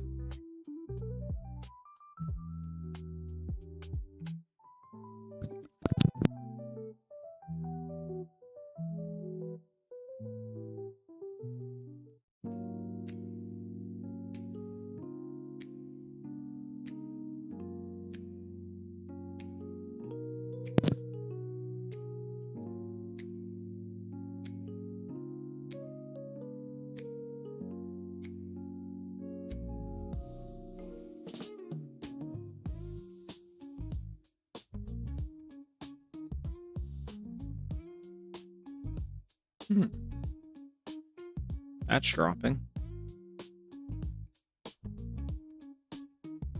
Crypto market.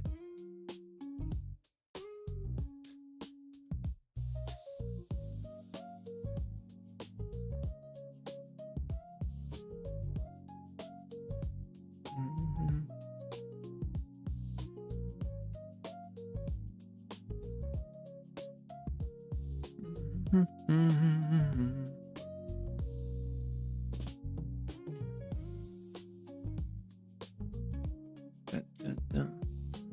make a Reddit account. Actually, no, let's work on... Let's work on our brand. Let's go, we're going to redirect the domain.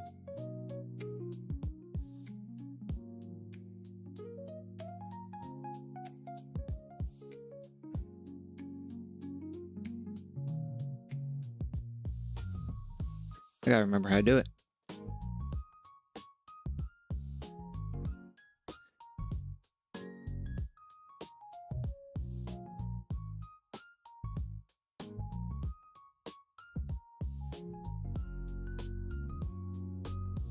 Here, hosting,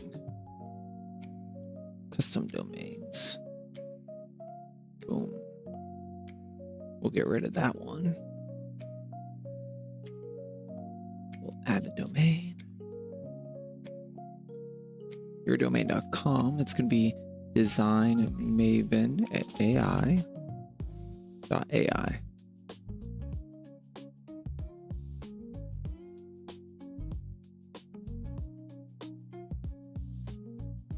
Manual configuration.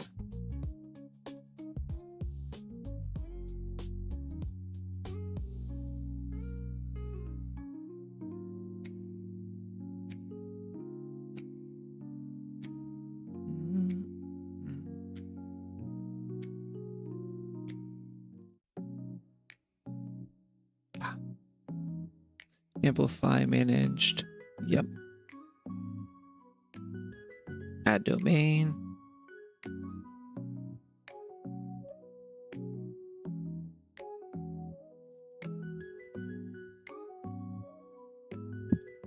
I don't know what this means.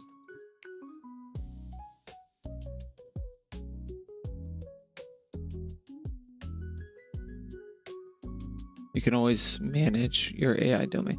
Can you use AI TLD as... I don't want to manage it through 53. I just want to configure. Add CNAME record.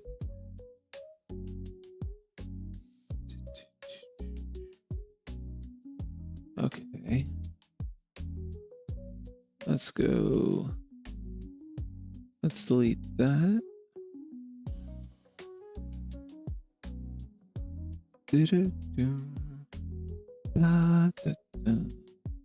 Let's go with your host. Once again, this is going to all be changed anyways. I'm going to freaking regenerate all this crap later on, but this just keeps me accountable. Let's see what's been done here. Boom, boom, boom, boom. Boom, boom, boom, boom.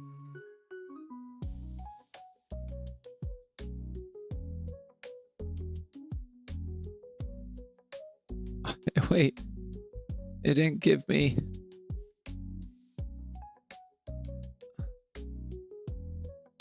Oh, okay, it deployed it. Okay, so let's test it.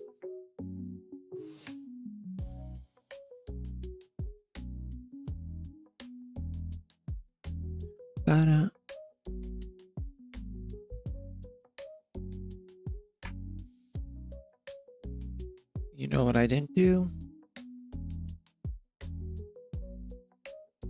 Didn't deploy it. Backend and multi-thread.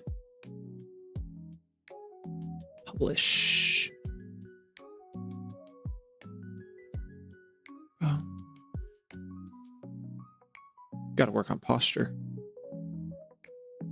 Okay, so that's done. That's done. Let's run it now. An error occurred, invalid change set when calling the execute change set, cloud formation, output, Okay, so it outputted something.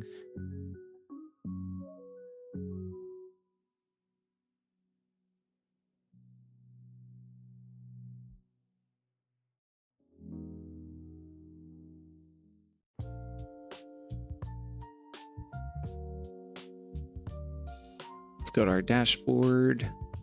Let's grab our new domain. Beast mode. Interesting. Gonna have to turn on some two-factor authentication, especially if you're live streaming things. Y'all are some creepy people out there trying to steal my shit.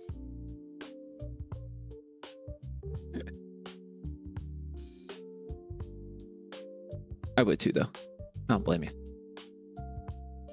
Host.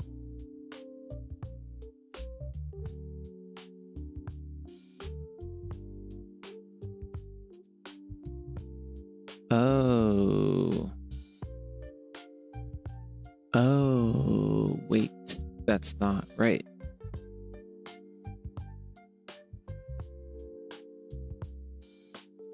Configure these records to point your subdomain to the amplify. All right, we'll deal with that in a bit. Let's go. That's later today's issue. Let's see. We deployed.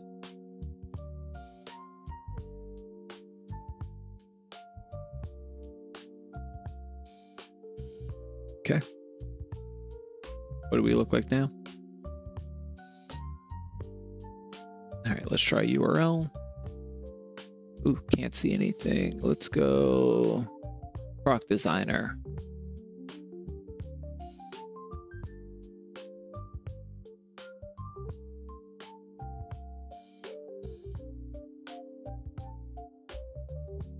Soul UX feature was for my mentor. Okay, so this is a student project. All right, so let's go with student product designer, and there's no password.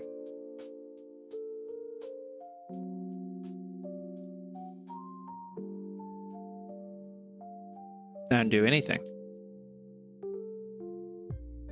What just happened? I didn't run anything.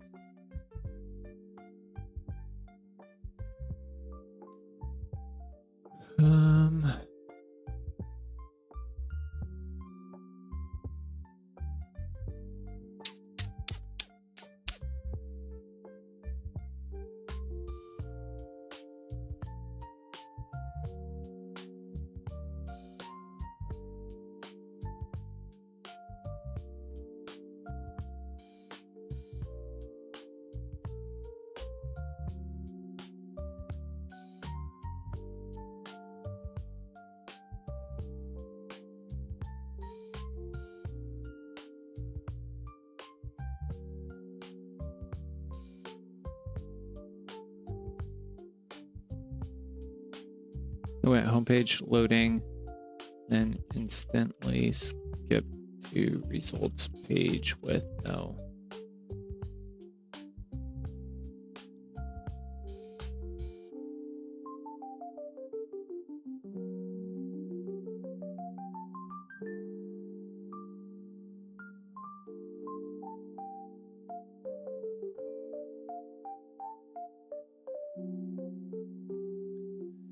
All right, so it didn't run anything through the back end.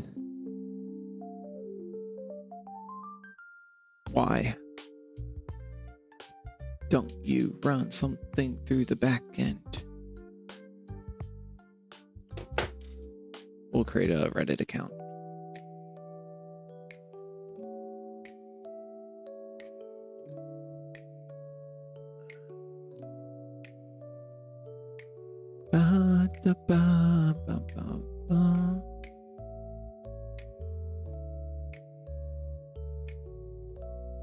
We'll drag that over. We'll go Reddit.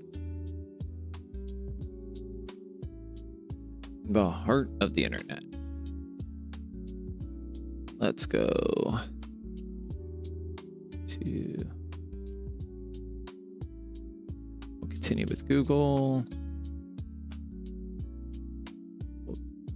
We'll go the work email. Continue. Ba, ba, ba, ba.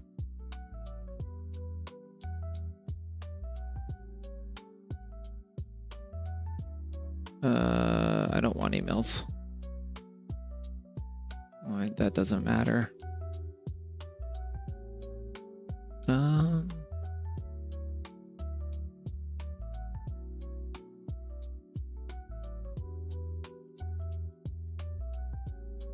Spooky. Equinox gems. Those are expensive. Food and drink. We could become a food channel. That'd be fun. Vehicles, places and travel, technology.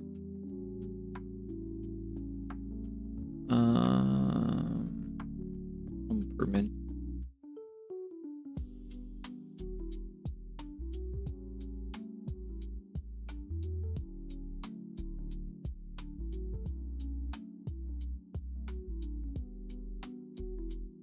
Durable products.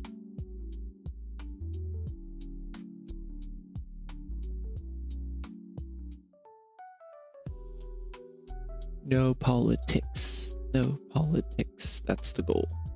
There we go. Let's see what our favorite API says.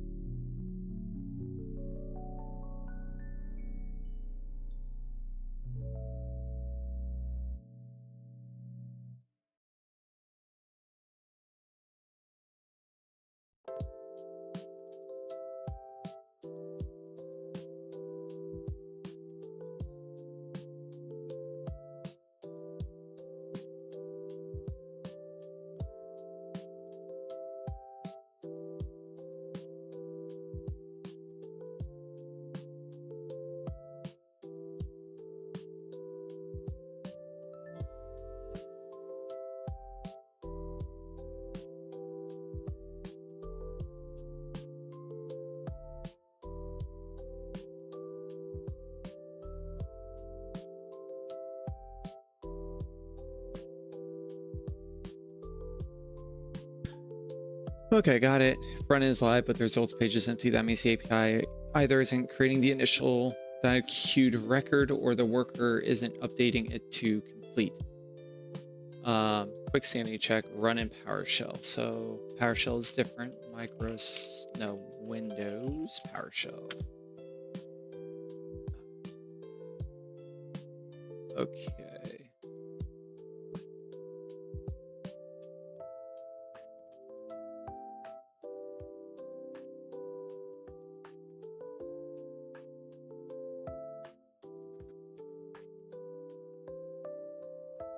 Oh no, what just happened? If C returns item with status queued, submitter is fine. The worker will flip it to running and complete. What are we on? Are we on A?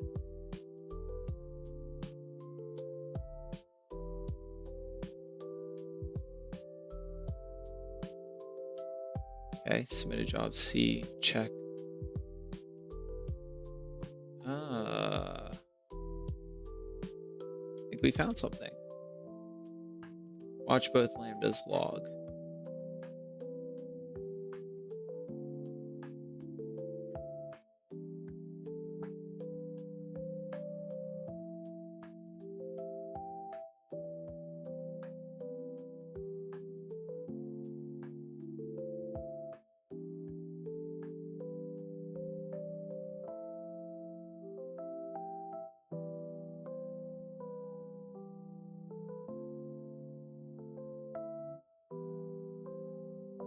So let's check our app.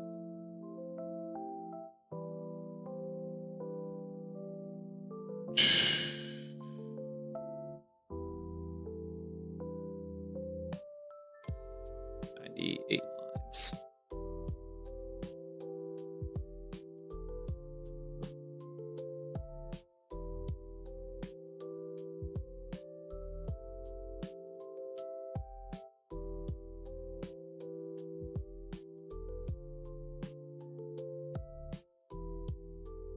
Same thing. Okay, ID lines. Okay, so that's good. And then your smitter isn't running. So we'll go and we'll say section C has a JSON issue. So it's how it's submitting it. Boom.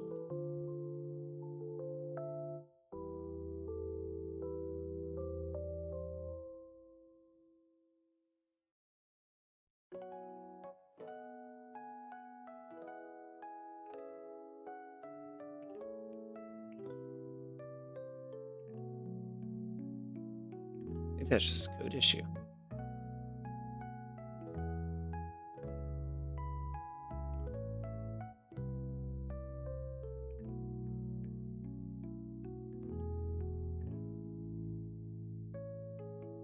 Home post to review, post to results. We don't have review. We have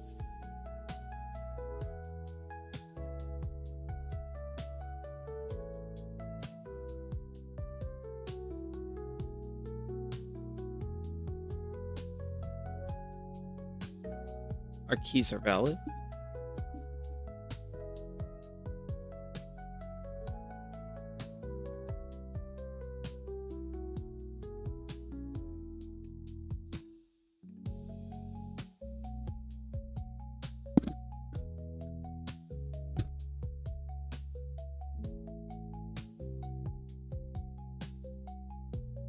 Unless reviews somewhere else.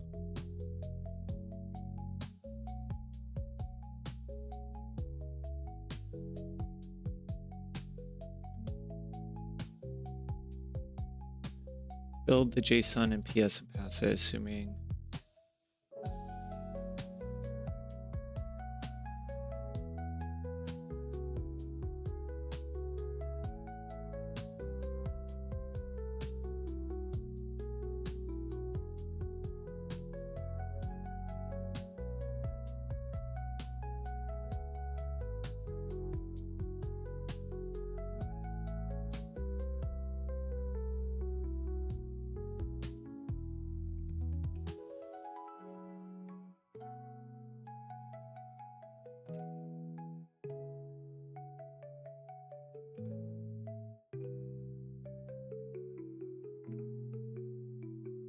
that loads. We'll grab this. 8 your JSON quotes. That's funny. Okay, so we'll kill this. If you don't know how to code, what you do is you hit Command C.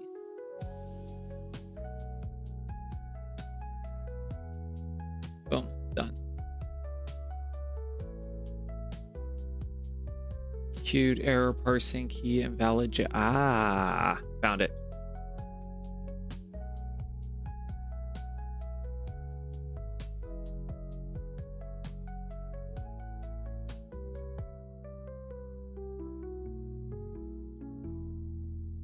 Right, review is not a React page, it's the backend API endpoint API. Your route stays loading post home. A quick scan check home core lines only. As long as those calls hit the API, you don't need the review React route. I know I don't need the review React route.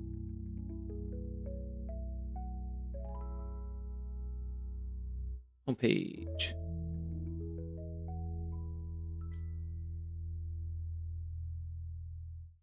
Code.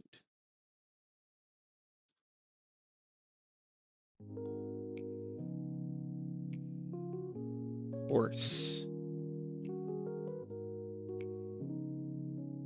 API.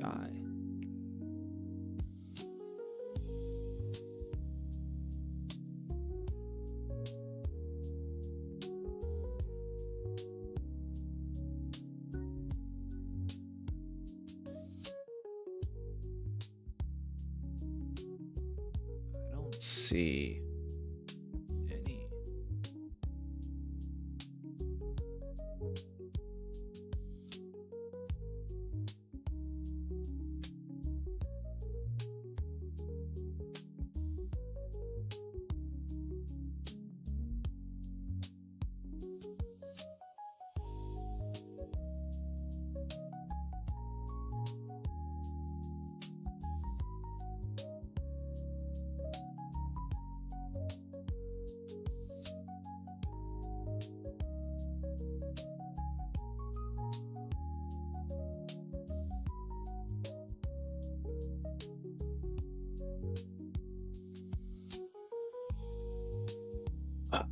Let's see the JSON string.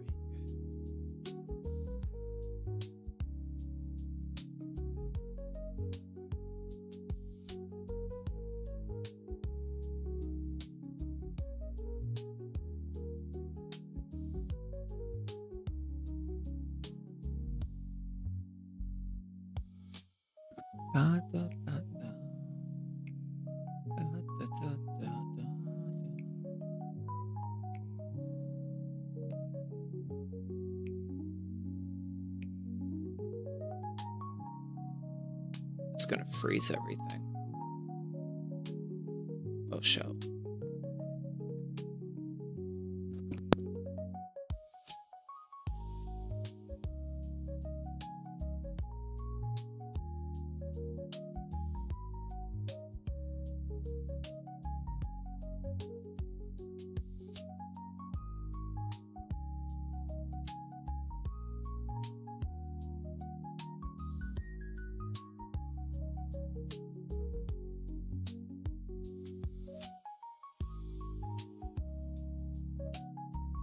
Actually, you know, what's interesting from a recruitment perspective, this is 100% accurate. My job experience as an entry-level candidate in aerospace, this is a lot of fields. So 399 applications. It used to be about 200, about 10 first rounds to about 7 second rounds to 5 to like 2 offers. The metrics now are double. So 400, 23 is actually a lot of first rounds, surprisingly. Second rounds 9, final rounds, he got a lot of final rounds. So this person's or she is a good interviewer. There'd be an issue if she accepted more than one offer. But we should join these types of pages. So business-wise, we need to join what's relevant to us. I think startup businesses are important, but I also think we need to get involved in these communities here. So boom. If there's anything else relevant.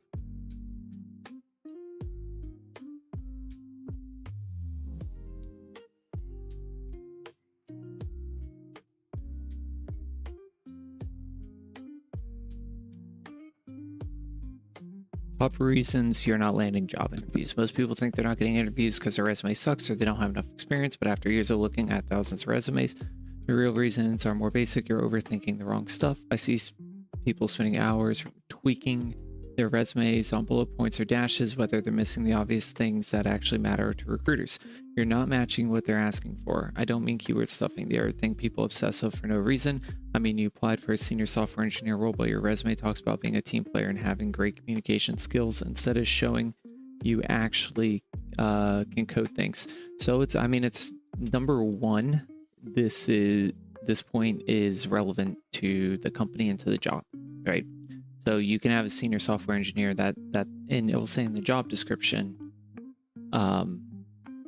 you know, this person's a lead or this person needs to be hands-on. And I say in your resume, always show a little bit of both just in case. But it depends on the company, it depends on the people, and the job description's always not transparent. Hiring teams don't really know what they need until they talk to the right person. Because sometimes you'll bring a skill set that the team didn't know that they needed, or they may tailor the role more towards you, or vice versa. Applying stuff you're not qualified for, this is 100% true. I've seen so many forklift operators apply to senior executive positions. You're a forklift operator. Like, you can be more, but you're not a senior exec at this point.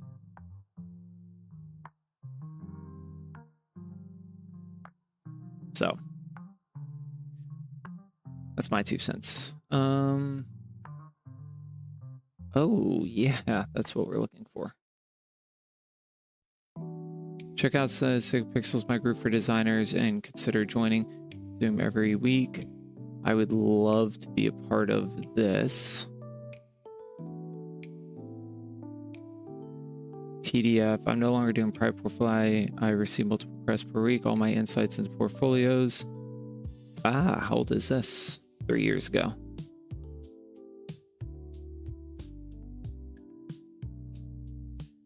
I mean, this is all kind of true. I think things have changed over the last 3 years. In terms of what people are looking for, but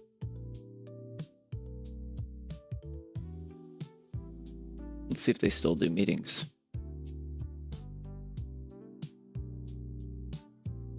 Interesting. Okay. UX design, we're gonna join this. When I graduated UX, I've been looking for roles in capacity considering on market, but when I ask for feedback from anyone but a recruiter, be it recruiters or UX, I'm only given the answers that market is tough. I interview with Chevelle, I don't have any regret. My focus has always been okay. So I think there's a product market fit, right?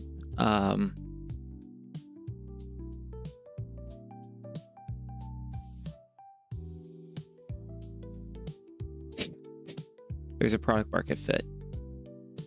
I just don't want to do self promotion, so at least I could start by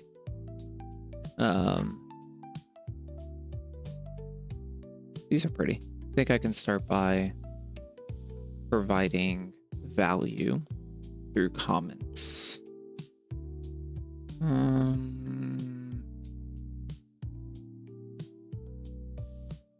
What are some words or phrases in resumes that scream ChatGPT? For the recruiters here, what are some of the words or phrases in resumes that you see are instant giveaways of using ChatGPT? Dashes. Yeah, that's not a word, but dashes. Definitely the M dash, which really annoys me because I've been using them forever. Yep, me too. Spearheaded. Spearheaded is a verb that's used in a lot of resumes. They've been used for years. That's kind of silly. Here's the thing, I don't care if your resume is ran by ChatGPT either. Like, as a recruiter, I don't give a crap about that, as long as it's not like overly obvious. What I do care about is you being true to the information that you're providing, right? You're not lying about the information on the page of what you've done and being able to speak to that. Because if you say you have these things and I call you and you go, I don't know, or you can't actually explain your process, or that could be because you're nervous interviewing, right? So that's inherent bias. But a lot of times, I've noticed ChatGPT resumes, people didn't do the work. They don't know what's actually on the resume that they submitted, and that comes from just high volume, generic output from the AIs. Okay, your submitter API is returning cute, so the front back wiring is close. 2 fixes, DynamoDB, get it, PowerShell. Your earlier error was just JSON quoting. Use single quotes around the whole JSON and double quote inside. If you prefer a var, also tail the worker log, not the submitter, to watch the crawl open API setup. And you can speak at the SQS in depth. Home loading, fixed navigation. Your current home navigates to loading or loading page logic, expects SID. Just change the navigation line. You do not need const API in home if loading is one of the posts. Home, it just generates such ID, gives a payload to storage and route. So, quick checklist. Loading.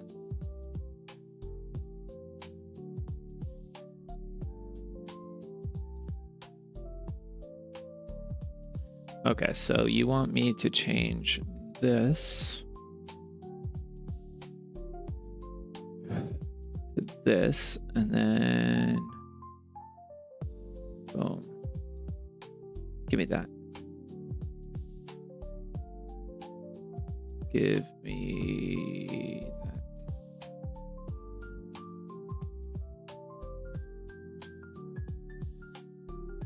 Boom. Dun, dun, dun, dun. We'll redeploy back in. Redeploy.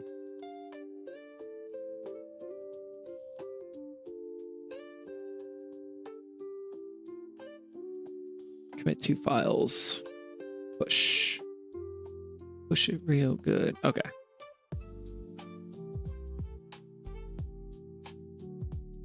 Dun, dun, dun, dun, dun, dun, dun, dun. All right, we're gonna kill this. Whoa.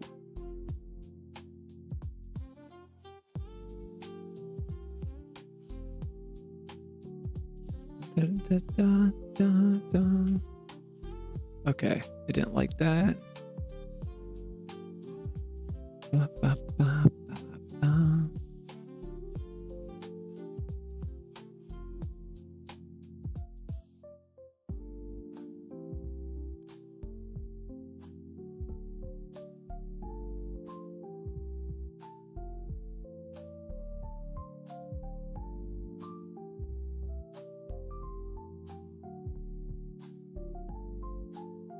Ba, ba, ba. Oh, crud. What is that?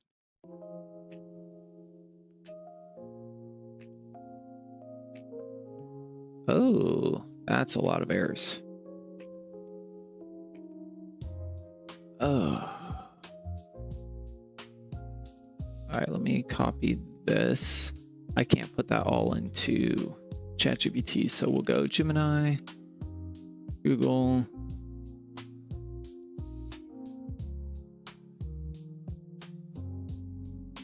These are great pages to follow. Ba, ba, ba, ba, ba, ba.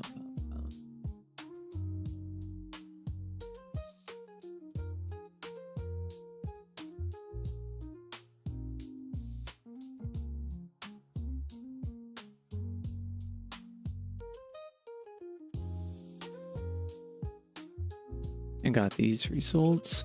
Can you please review and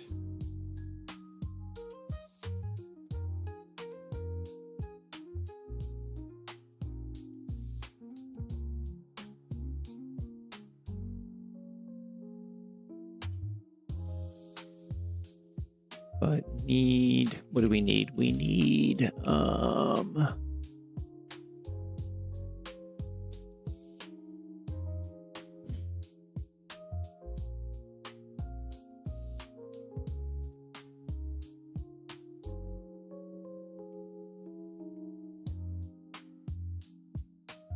bum, bum,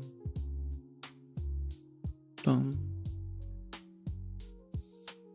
125 and it's 154, so it's updated like another 2 times. I'm surprised it says deployed because we're updating it.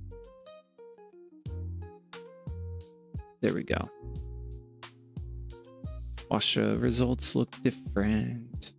We'll just grab the case study root domain, pull it off the back. Student, product design. Okay, we're redirecting back to. Nope. Okay, so that's broken.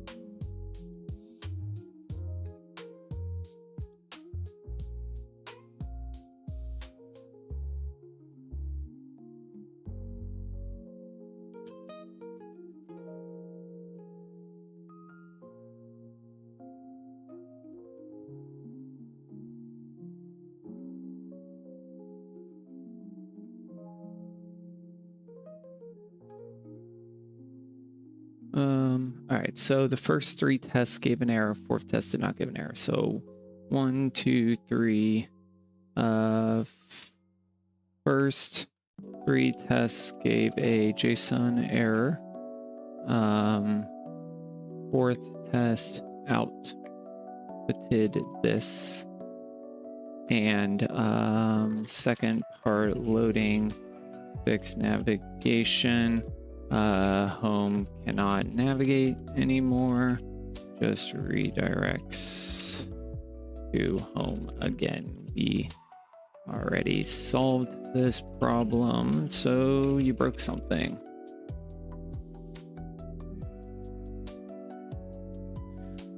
All right, 2 errors.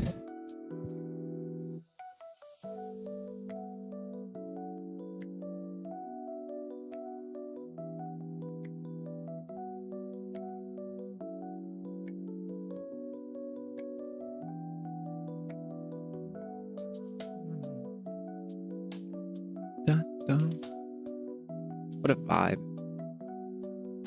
It's great music.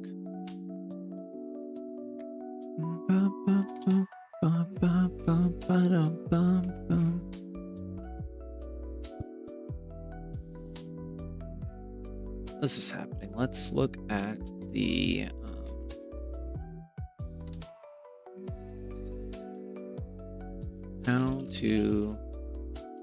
how startups can use local chamber of commerce.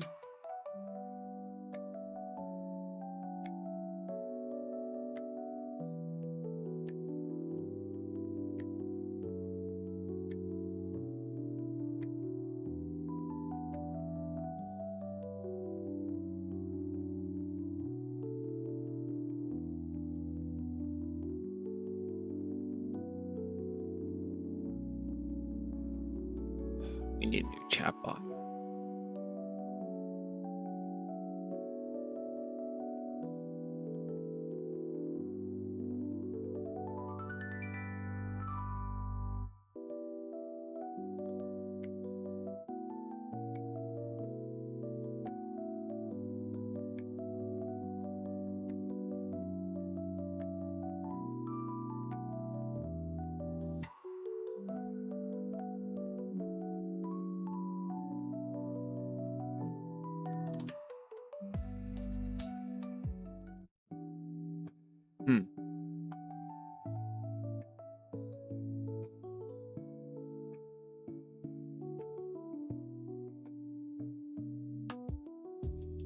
Orlando is like $120, so it's expensive.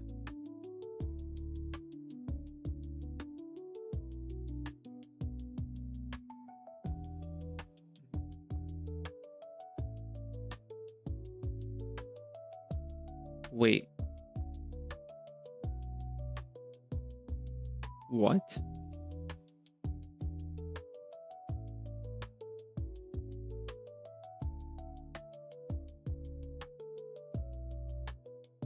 That's a thing? Holy crud. Many Chamber of Commerce, particularly in the US, Canada, offer insurance programs or resources for their members, often focusing with small businesses. So they group health. Many Chamber of Commerce offer access to pooled group insurance plan called Chamber Plans. That's a thing? That's huge. That's huge. Okay, so if you are a small business and you need health insurance, you can go through the local Chamber of Commerce to get health insurance, and it's a lot cheaper than doing independent Cobra or through like healthcare.gov. So I'm gonna look into this. That's something that I need because I've got a family. We're gonna close out of this crap. Where should we begin? We are deep. Look how much I use this. I live on this platform.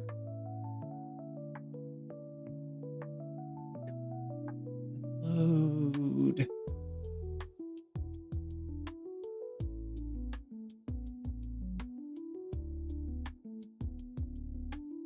You're not gonna load, are you?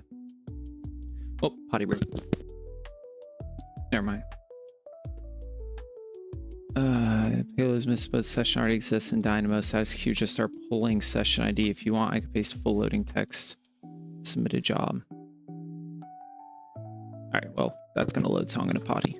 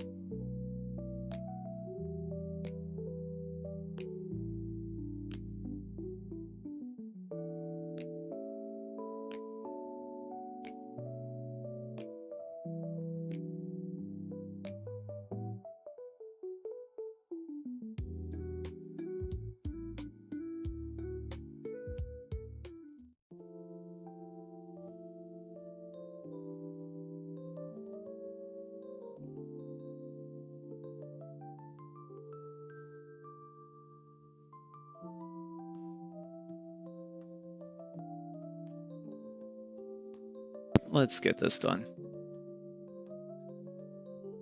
Why is it broken? Okay, fix the worker errors. Page is not a function. Replace wait for timeout call. We knew this before. We knew wait for timeout and page. Yeah, we knew that wasn't something. That reserved word error. Alias the attribute name in the updated expression. Paste this over your existing worker.js. All right.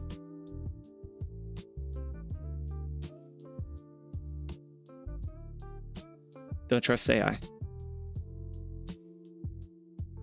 Portable wait, no reliance on page wait 4 times. Okay. Worker.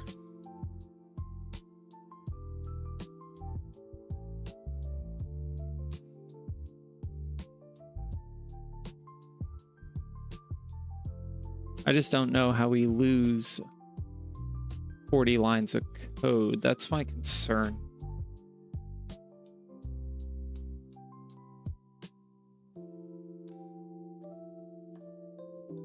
Like, what changed?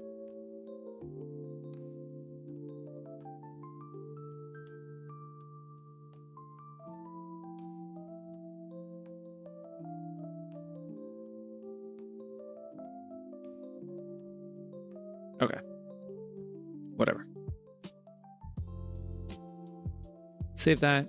I'm gonna wait on deploying that. Sure, your submittal handler ends with this, so let's make this update first.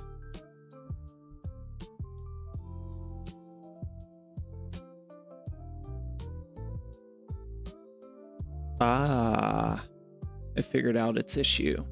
I'll explain the issue in a second. Let me open up the home page. We need to go to Design Maven, front end. Should be Maven, but that's fine. That's where we're at.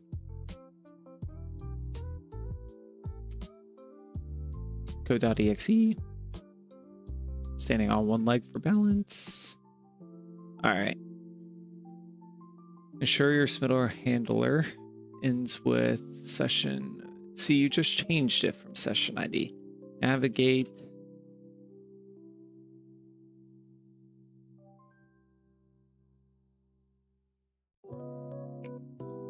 Navigate. Loading. SID. $.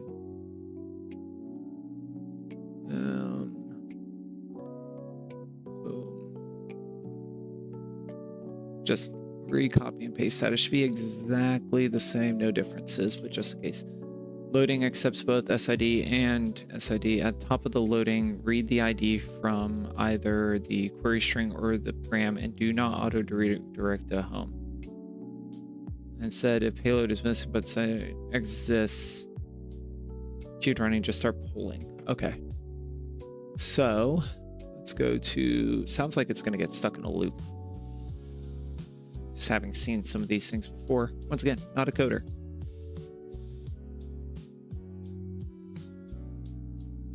But I've messed around enough with the platforms to know when something is funky. It's going to be funky. Okay. Import US use location. You do not have that, buddy. This is the loading.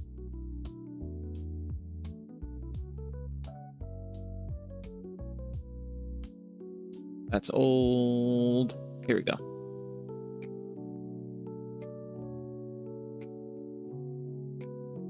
Okay, loading accepts at top of loading. Read the ID from either the query string or the parameters.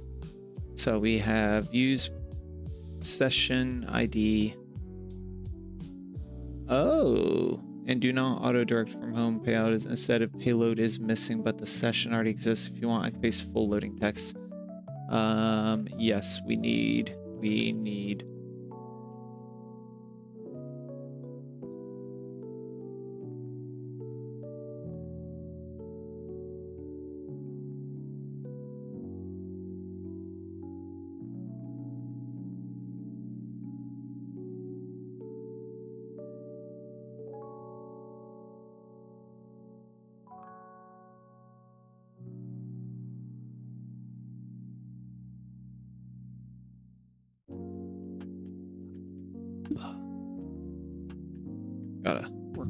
boxing while I'm here.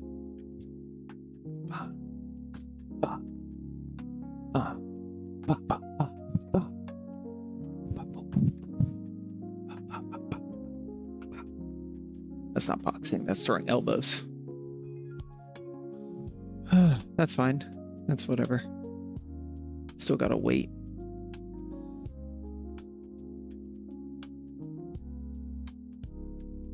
I'm way too hyperactive a person.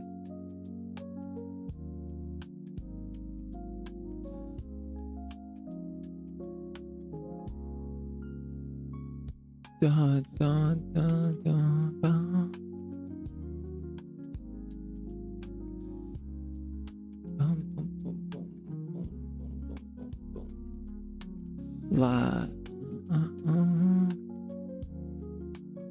Let's see how different this loading is.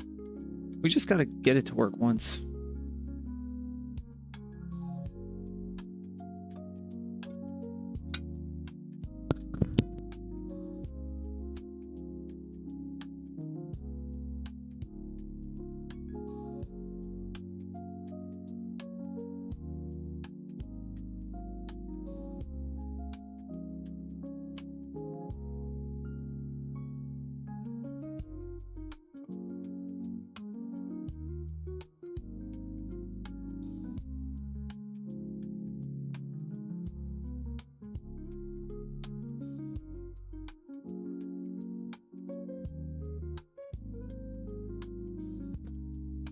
Complete drop-in loading.tsx that works with the current routes. Loading no param, so it reads SID from the query string. It will post a payload, then it pulls the ID.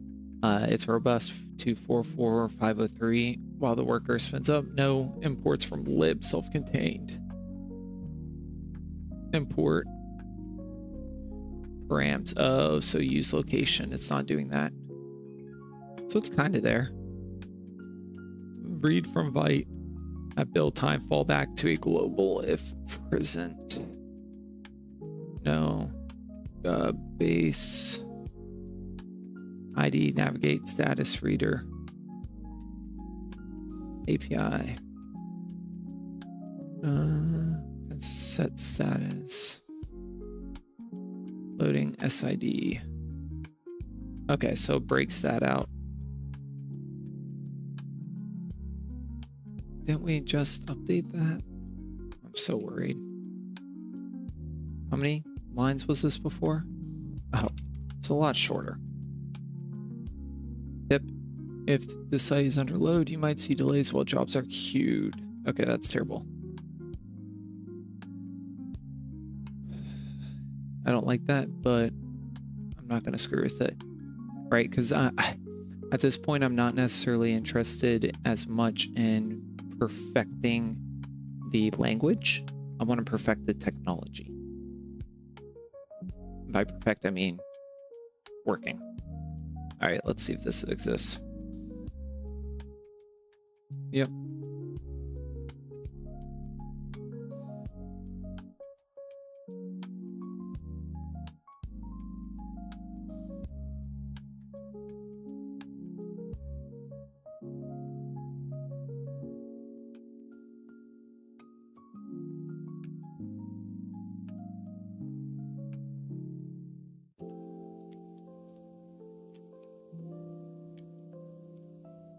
Done.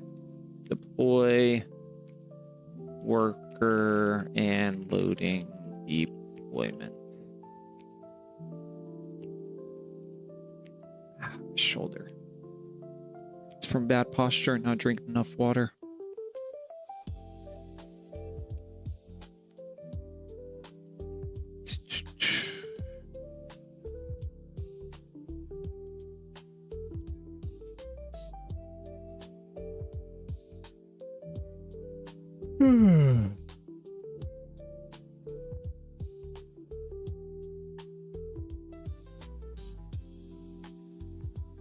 Nice. Since you only changed the front end, you just need to rebuild and push the front end if you want text locally to deploy via amplify.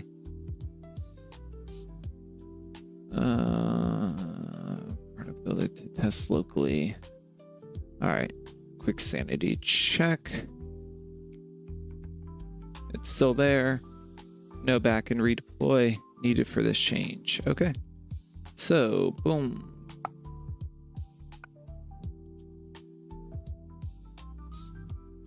Okay, so we actually need to go to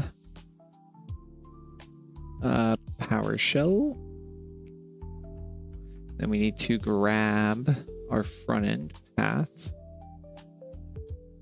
Copy address, we'll cd, meaning open that path, user path, and then we will run the test locally.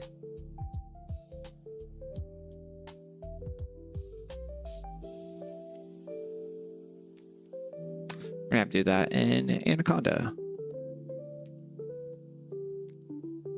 because Node doesn't exist naturally in the Windows PowerShell, but it does here. So we will copy address, cd, boom.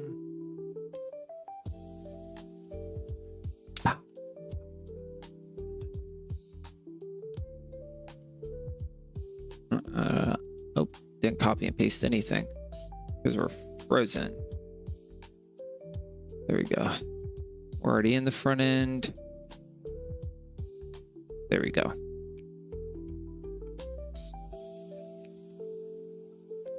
Build is done. To deploy via Amplify, I'll just deploy GitHub.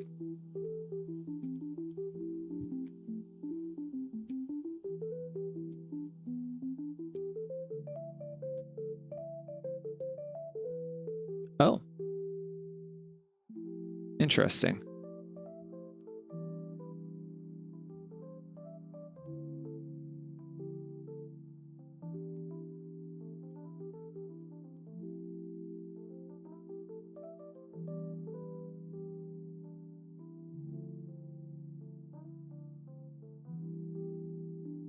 Oh.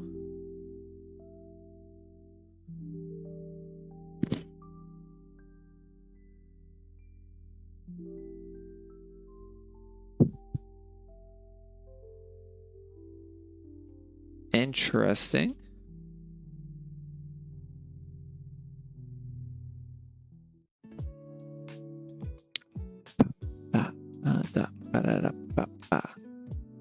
That should mean, though, that this redeployed. So let's give it a check. 2 minutes ago.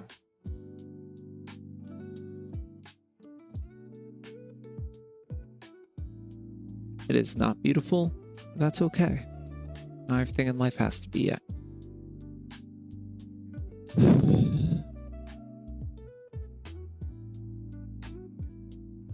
We're going to say student.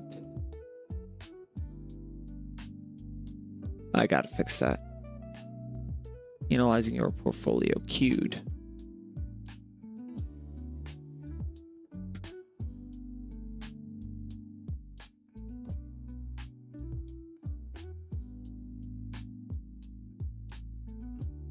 While this is going on, let's take a look at any errors. Content security policy. Okay, so no like major coding errors.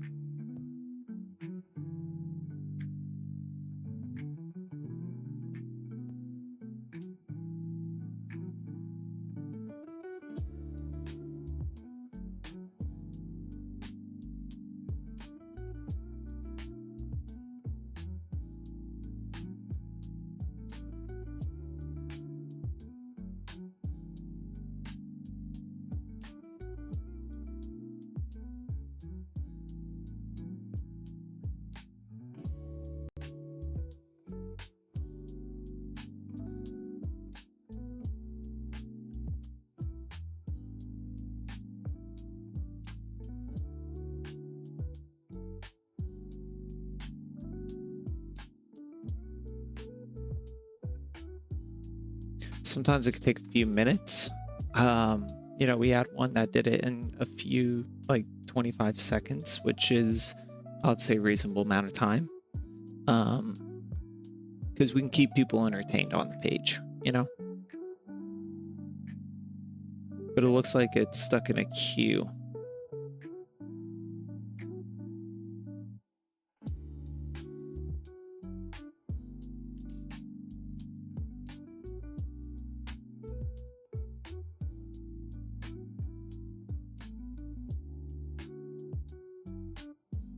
Like I can't tell if anything's actually being done.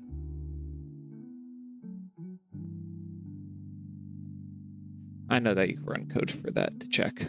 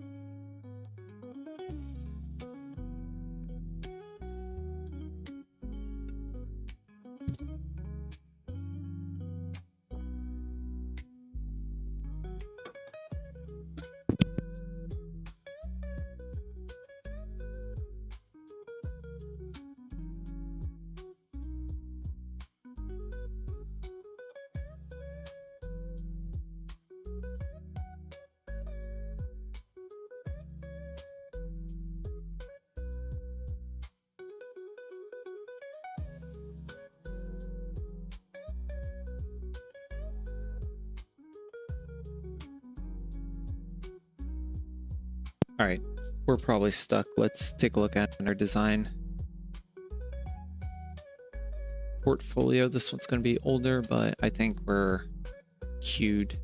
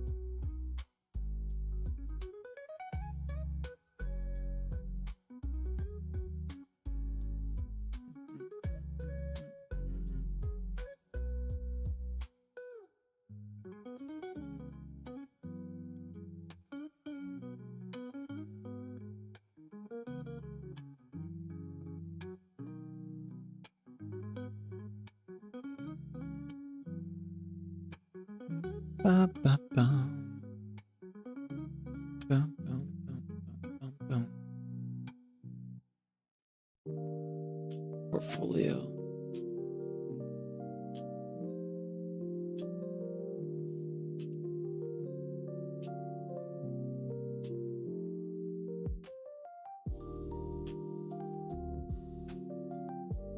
Where is this file located? Oh, Julius. Let's take a look.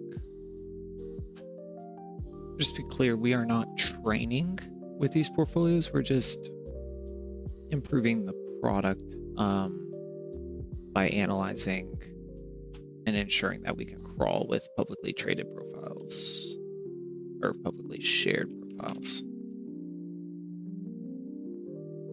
Okay. Do we run this in the front end or the back end? That's the question.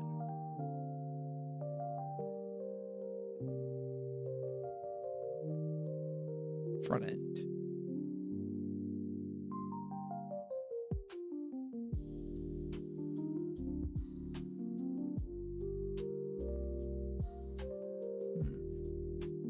Then CD viewed versus stuck check.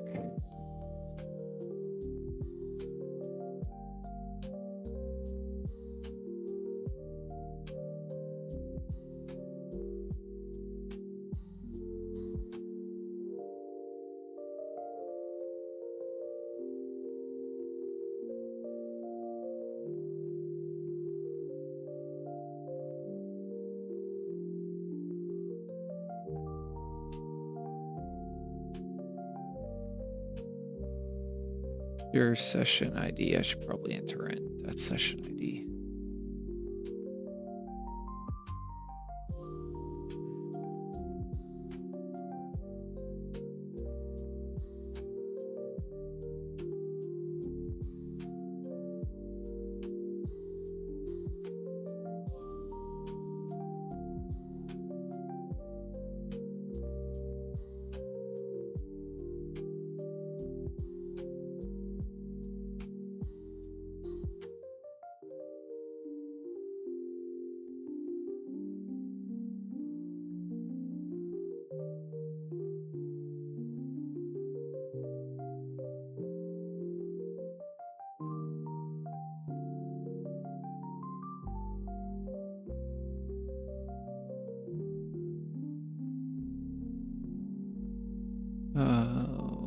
Okay. Oh, what a song.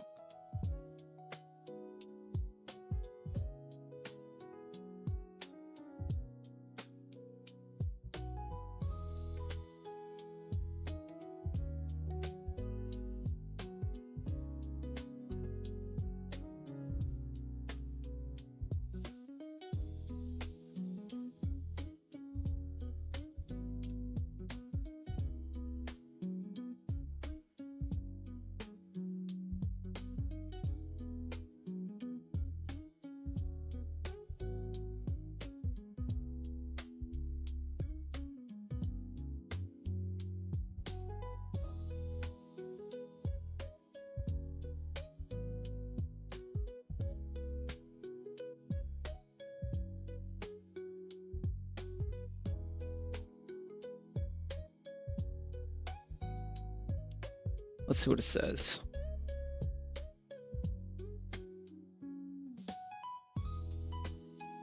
User initiated. Doesn't say enabled, but it's mapped.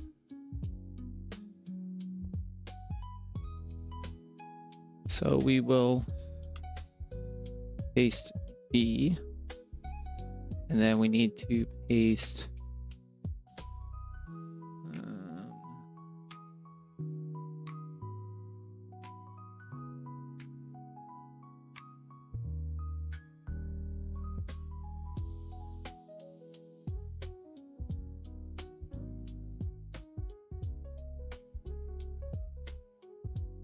B and C. Okay, and then we'll do D, and then front end loop unload our loading page. Should if that is queued forever, the worker isn't processing. Once the worker updates to complete, loading should redirect. If you want the UI to show extra detail while waiting, you can open the browser dev tool. Ooh, network.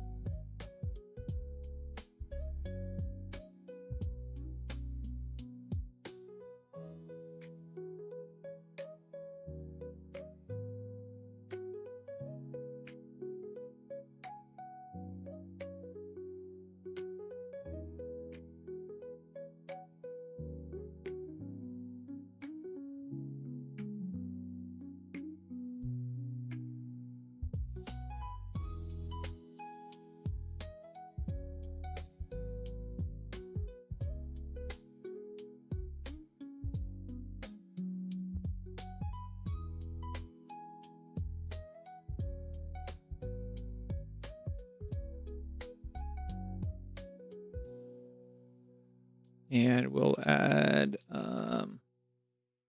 network.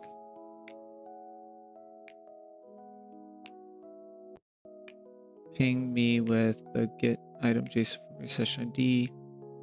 One snippet line from worker log around the time you submitted.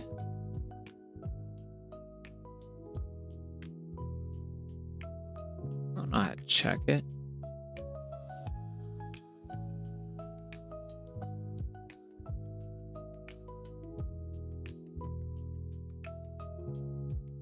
Oh, goodness gracious. We should sit for a bit.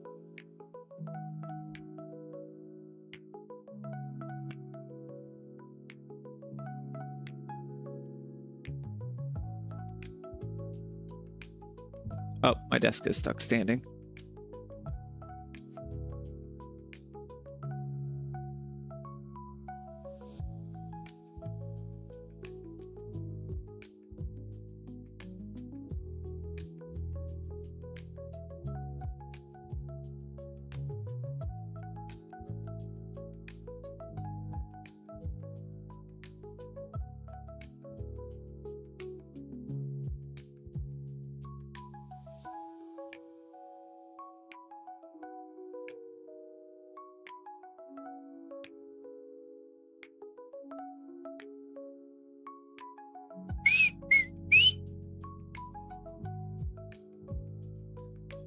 Dun, dun, dun, dun, dun, dun.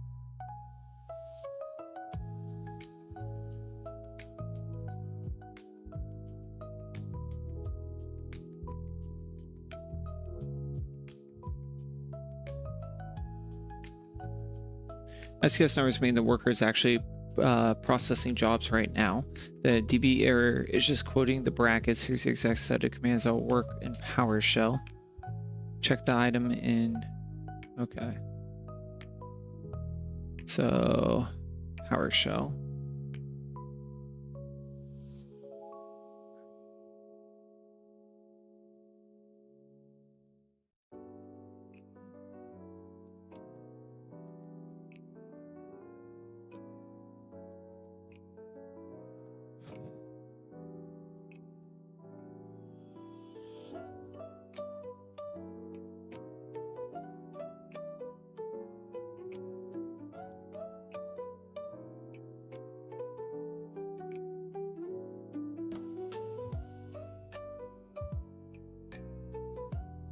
We'll run it from here. So we'll go cd design tool, and then we'll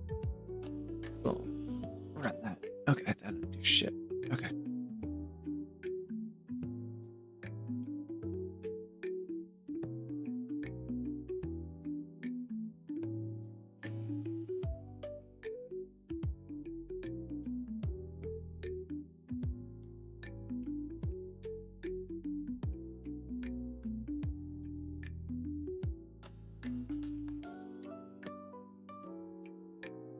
Ba, ba, ba, da, ba.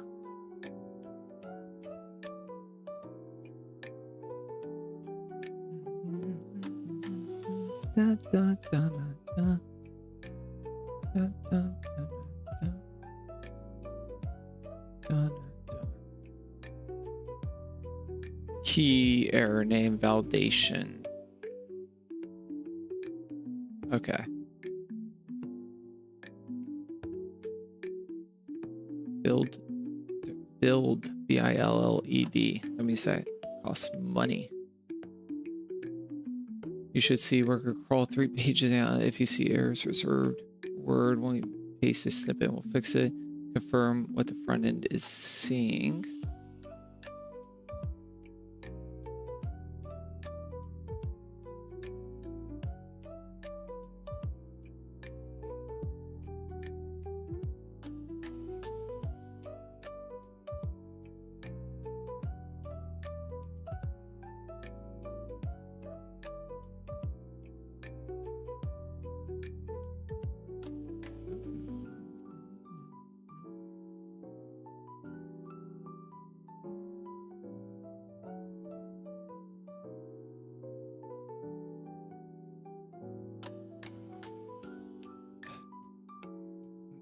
Ba-da-ba-ba-ba-da-ba.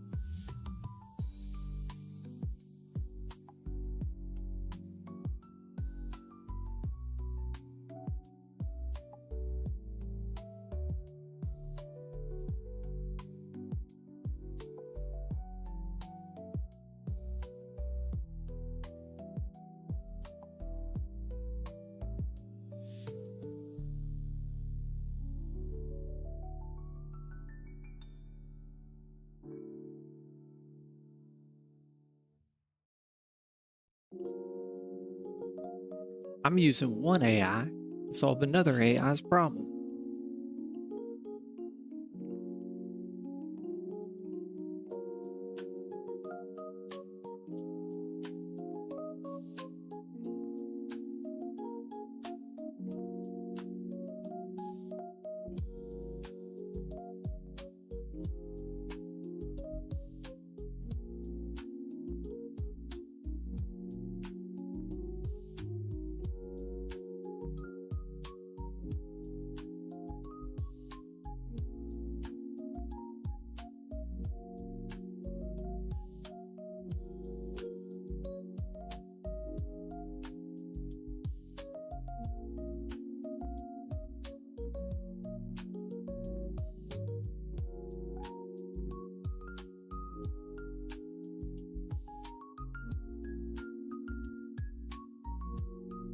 Okay, this is probably costing money because it's on an infinite loop.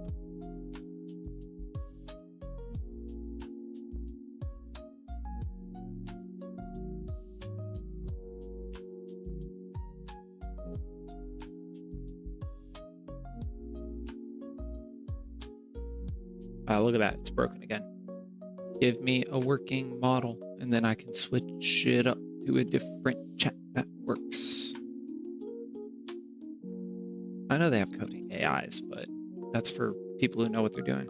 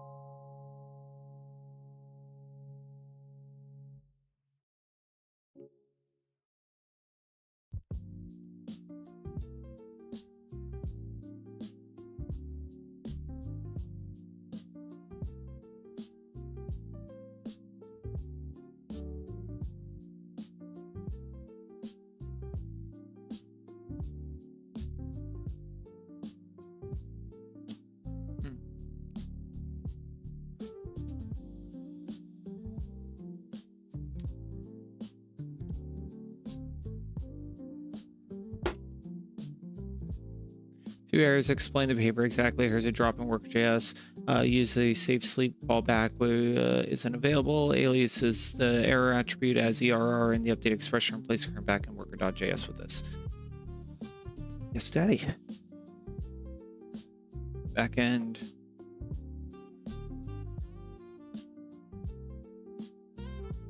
Beanie.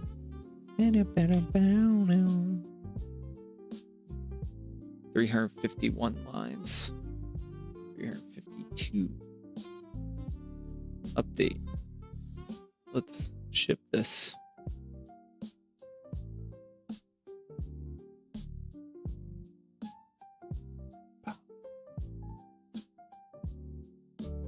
Boom.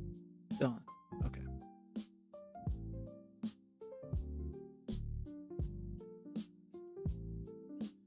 Redeploy code only. Quick verify. Backend. No PowerShell. We're gonna do Anaconda. I should just clip hours of me moving like this. It's been hours.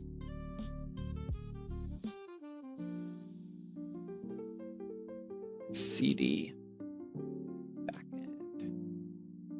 Imagine if I was a developer. save days. Branch just doesn't work like that. I could get the concepts of wrapping things, but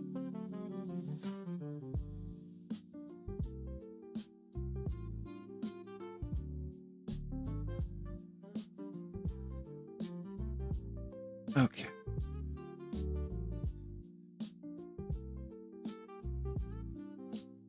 Redeploy. If you still see timeout error after this, it means an old bundle is deployed. Running the 2 SAM commands above updates just the code and we'll clear that out.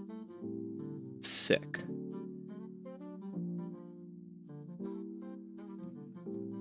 Manifest file is changed or dependency folder. AWS is missing for review functional workload download dependency. Building code URL AI.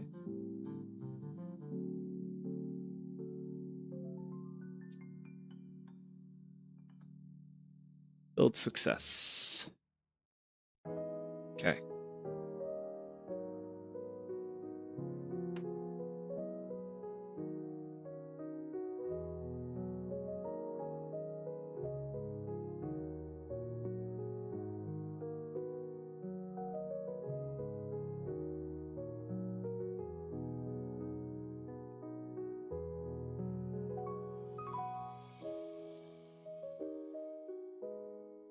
All right, let's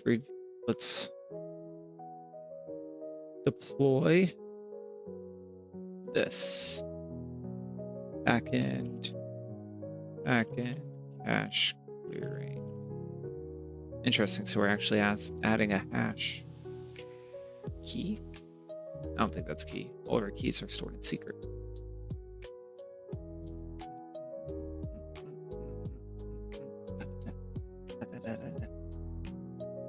But I do like deploy. So at least the front end is working, even though it's not pretty.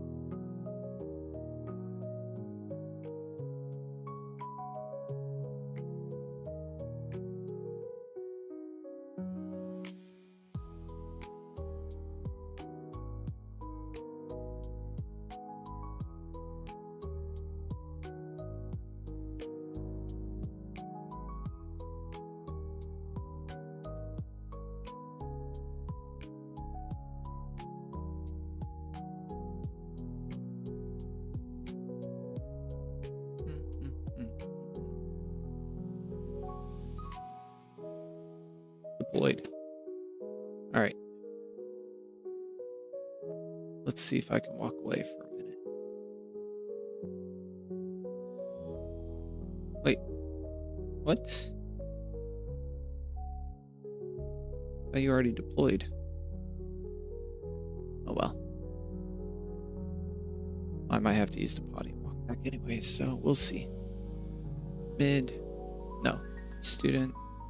Let's go product designer, get my review. That looks different. This isn't deployed yet though, so. Commands, build artifacts, build success. Oh, you know what, let's wait on that. Let's wait till this is done and go use pod.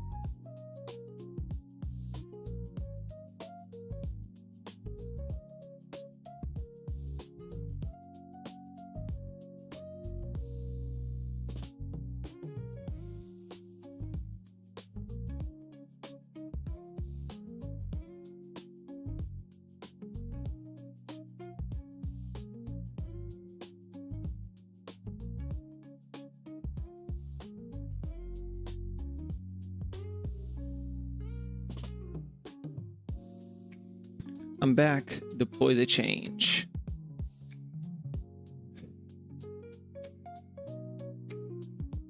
Boom, boom, boom.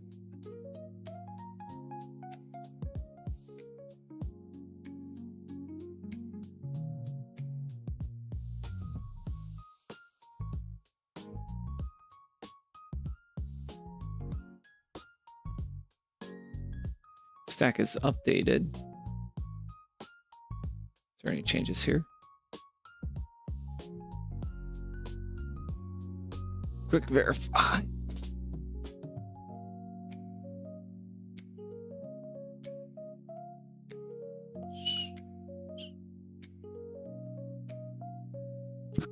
Do I need to put in a different URL? Invoke error.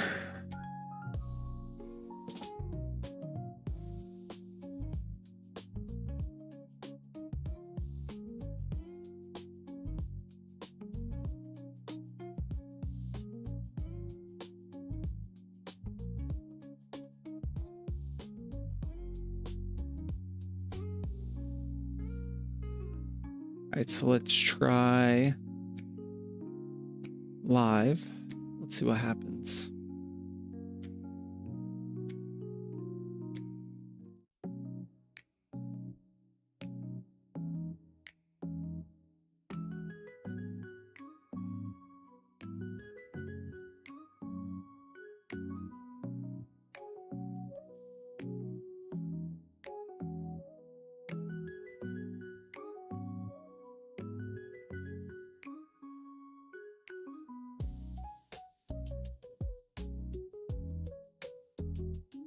Queued crawl hiring manager done. So it jumped through everything.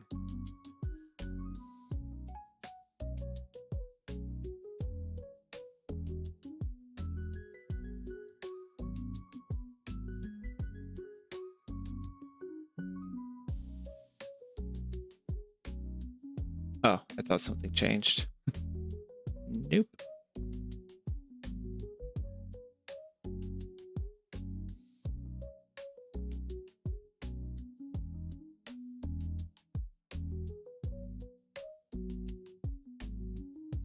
Okay. Okay.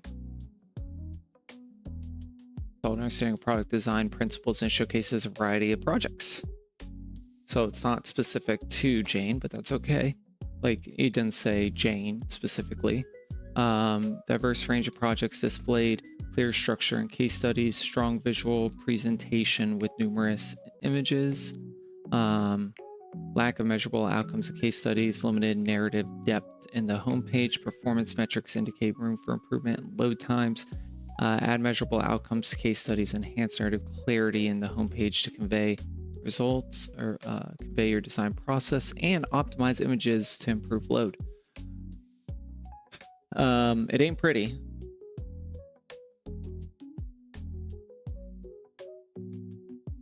Okay, didn't analyze that case study. It analyzed this case study though. I don't know if I want it, full page like this. I think, it'd be smart to have a section and then annotations underneath. So let me take a note of that. So like format wise, formatting, full page screenshots are fine, but scaled down a bit.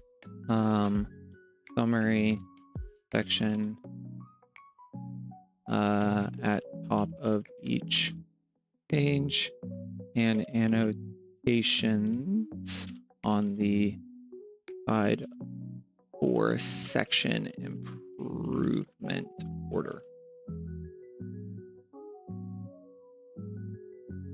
Okay, I think that's a great idea. Is this looking at it on a mobile experience? Ooh.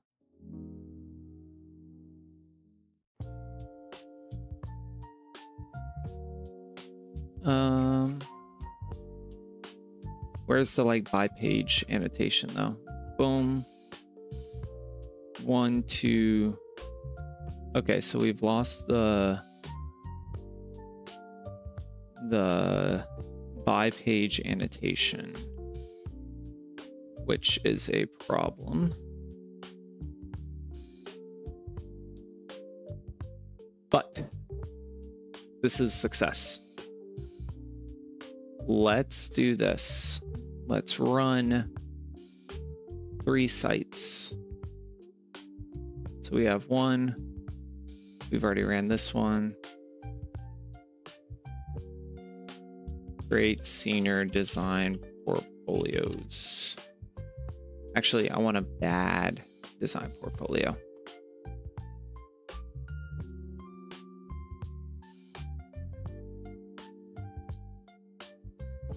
I want a bad portfolio examples.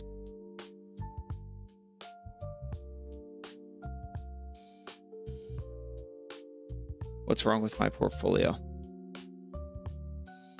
I like it.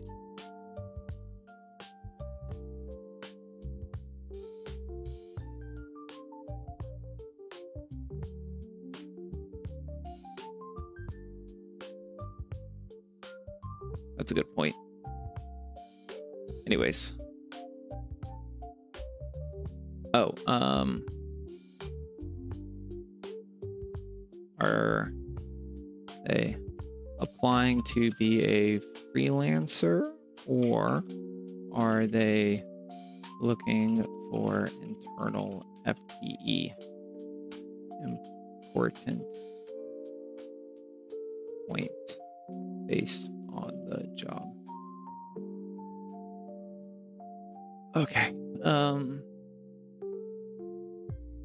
This is a little outdated, probably. Well, the post was 3 years ago, but he's probably kept it up to date. I loaded quick. So he's a creative leader.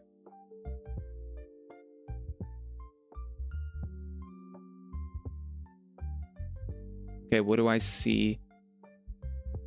Water utilization, white space, the leader. I'd say the spacing imbalance is just a little much. You know, I mean, it's even, but I don't like the spacing from here to here. Balance nature's market, the problem, the solution, the video created, the photos they provided, listing images, A+ content. Okay, but like, what was... We had the problem, the solution, but like, how did you get to this point, right? Like, how did you think of these things? What was the approach? That's what I see as missing from this. So this is what we'll do. We'll open up 3 different pages. We'll say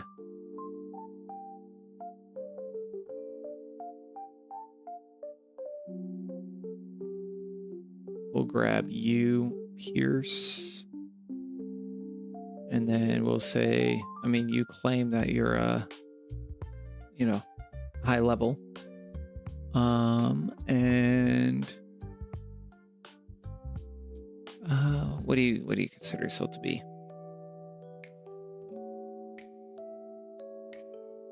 You consider yourself to be a creative leader specializing in e-commerce product experiences. Product. So we're going to start your review. And then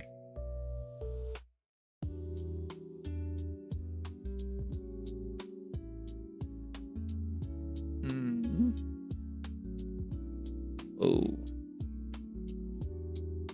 interesting. This is kind of shitty. So let's pull that up.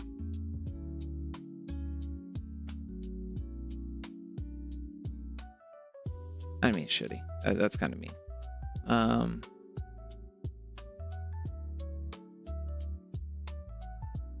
You're an experienced designer. 12 years, so he's senior. Product, web, graphic. Boom, and we will do this individuals. That could, you know, see how that goes too. And this person is a director level product designer. Okay. I would interview because portfolio demonstrates solid understanding of product design principles, showcases a range of projects that reflect leadership, diverse project portfolio showcasing various product design aspects, strong visual presentation with clean layout, effective use of enhanced storytelling, lack of detailed case studies demonstrate process depth, limited narrative clarity in the project description, no measurable impact or outcomes. Okay, that's exactly what I said for areas of improvement.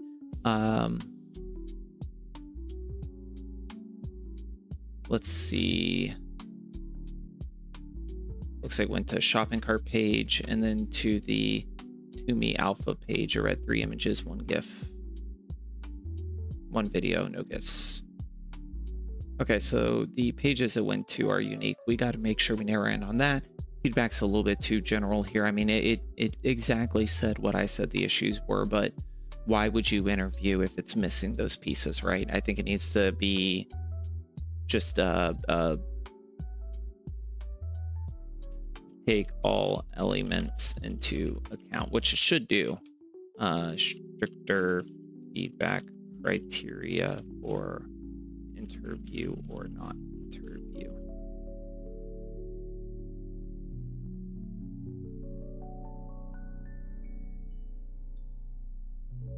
Significant number of projects showcased. Okay, high volume of content with 75 paragraphs indicating extensive work and thorough process. Yes, but you're not digesting the words on page. That's the thing. So so the tool is this is updates for tomorrow or later today. We'll see how I feel. Updates needed. Okay, so take all elements into account.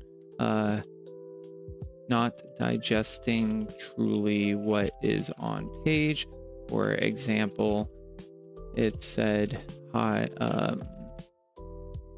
volume of content with 75 paragraphs indicates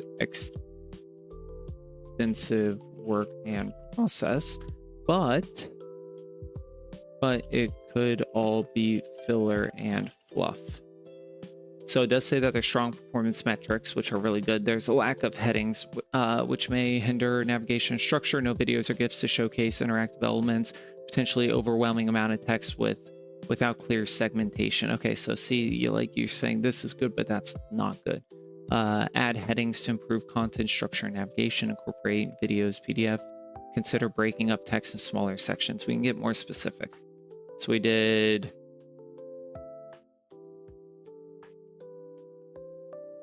Looks like we just did 1 page.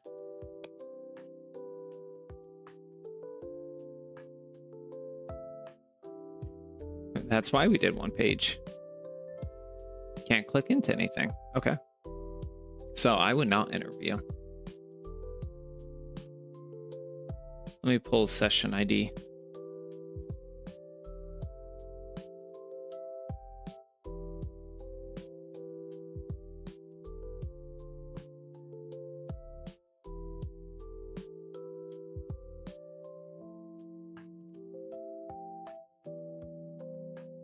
And we can look to see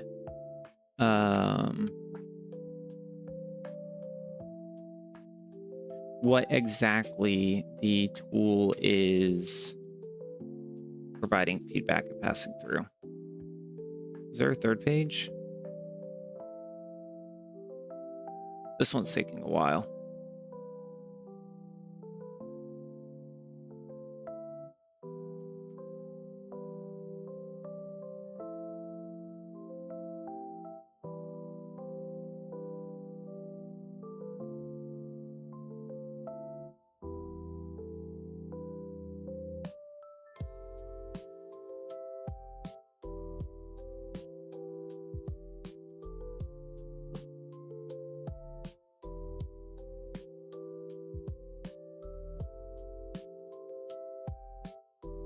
Okay, so we can get more specific. Let's find another solid portfolio though.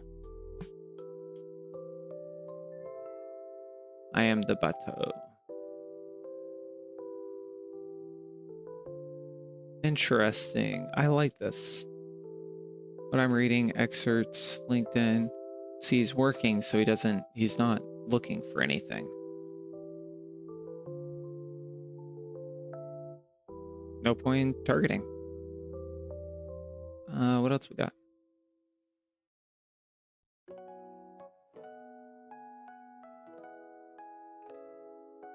Ah. Oh, his portfolio, it's Instagram.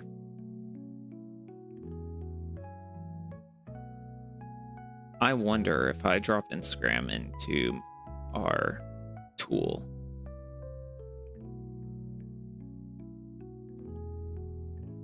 Well, just say that they're a mid-level graphic designer. We're going to lie, right? I want to see what it says.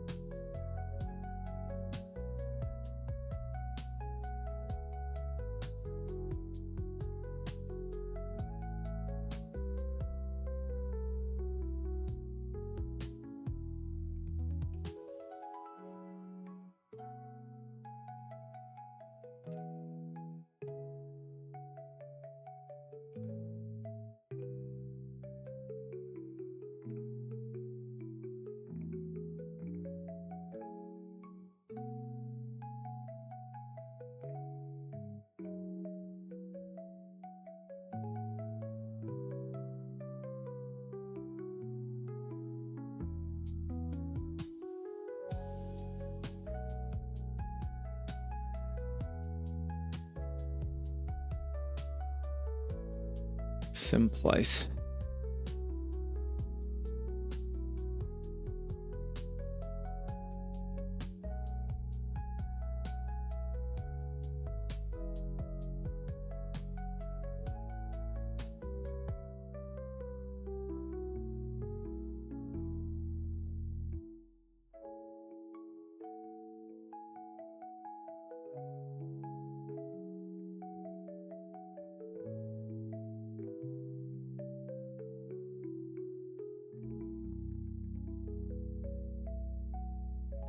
I wouldn't interview because lacks sufficient content depth expected for a mid-level graphic designer. Okay, well, I mean, there's nothing there, so feedback's right.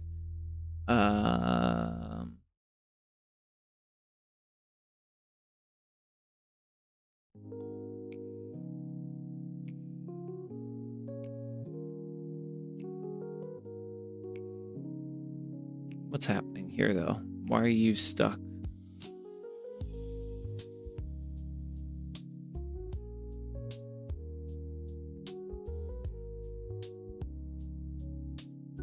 So can I only do 2 at a time?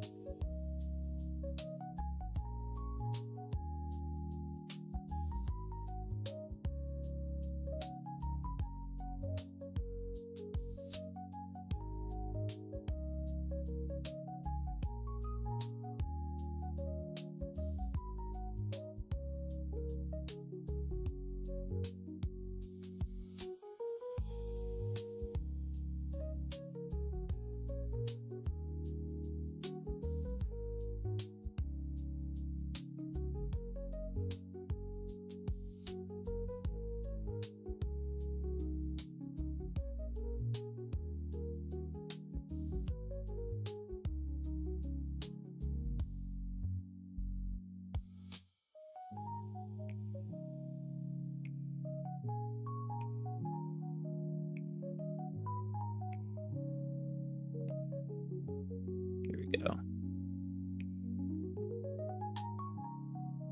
Which is a lot. He's right. This is like a lot to digest. That's not going to load. I don't know why. Let's see what happens. So when we go with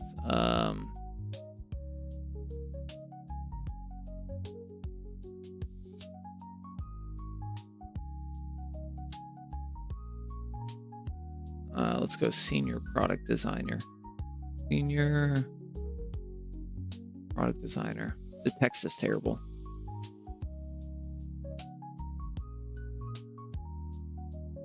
Started timer. It's been about 10 seconds.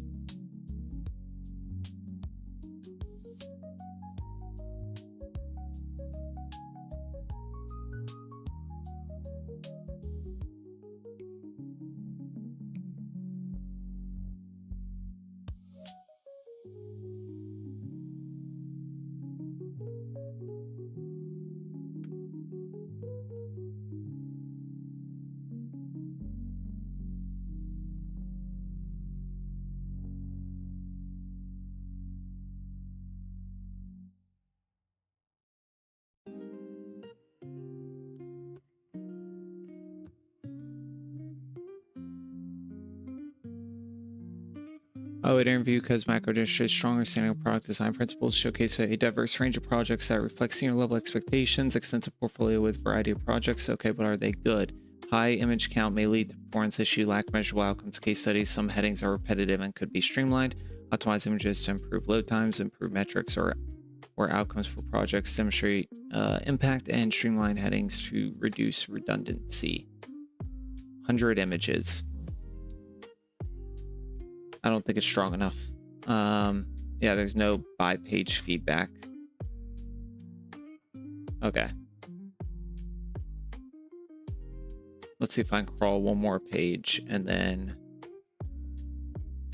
this was 8 months ago, so not much in terms of the portfolio has changed in 8 months, but let me see. Come on, Cleve.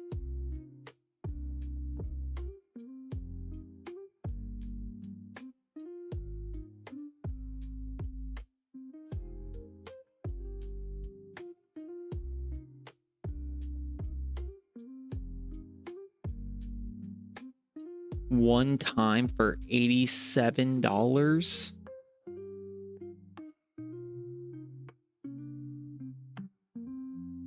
Oh my god.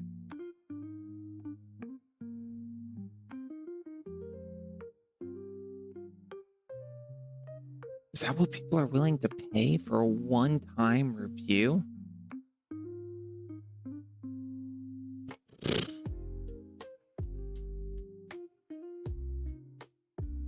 All right.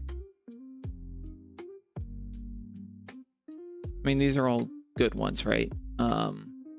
This is web and branding, UX, and product.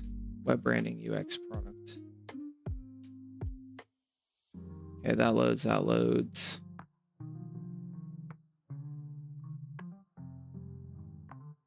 Very senior product designer.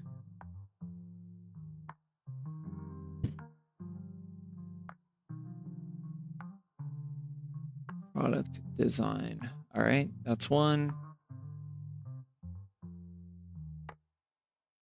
Web designer.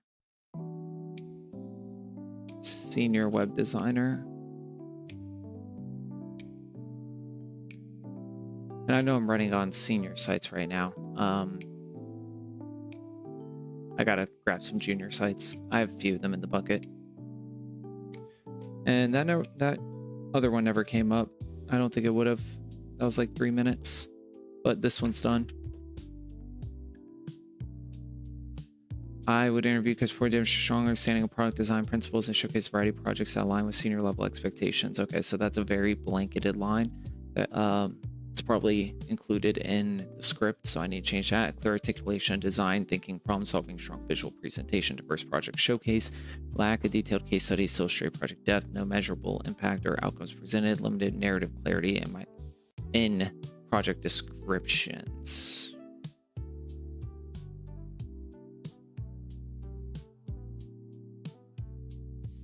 Does he show what he does? Light dark toggle, that's cute.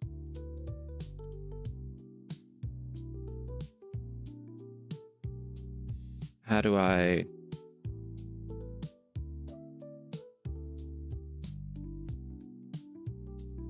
I mean, the design's cool, but how do I see what you did?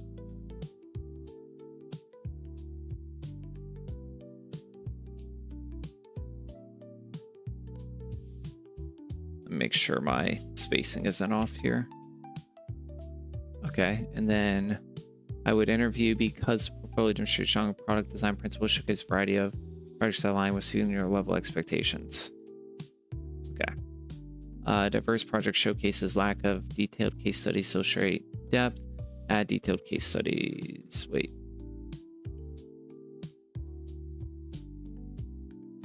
Okay, so screenshots effed up here. Some headings are, diverse project range showcase strong, some headings are duplicated across pages, which could confuse navigation. Limited use of videos may not fully convey interactive element designs. Performance metrics show room for improvement in load times. Consolidate duplicate headings to enhance clarity. Consider adding more interactive media or visual elements. Okay. That's, doesn't say the website name. Oh, it does. Phoenix.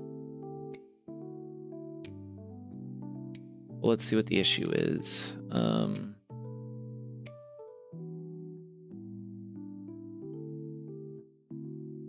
This is huge. Control-Z. Okay, yeah, no, that's supposed to be full page. Become the next Lewis Hamilton.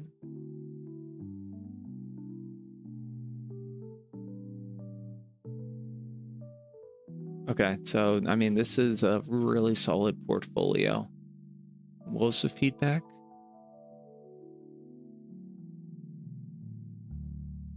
Performance metrics. Oh, I mean, that's, okay, that's fair. I didn't see anything at this point. It's a solid portfolio.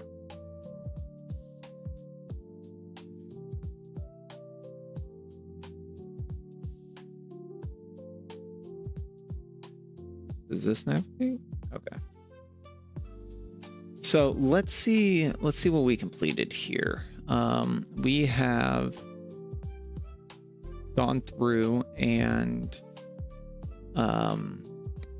set up social accounts. Done. We have optimized API to pull multiple requests. Not pretty, but done.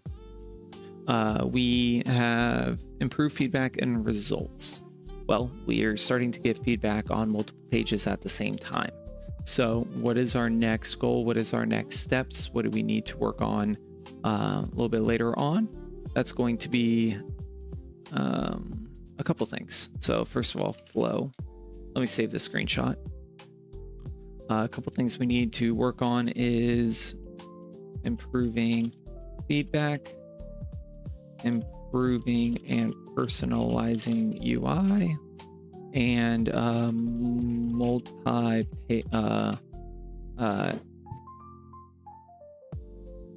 holy crud, that lightning bolt was crazy. I think I pulled my neck. Perfect. Oh, and we need to connect our real domain. Done. Okay, and on that note, I think we're good. I think we can call it a day. So to tomorrow.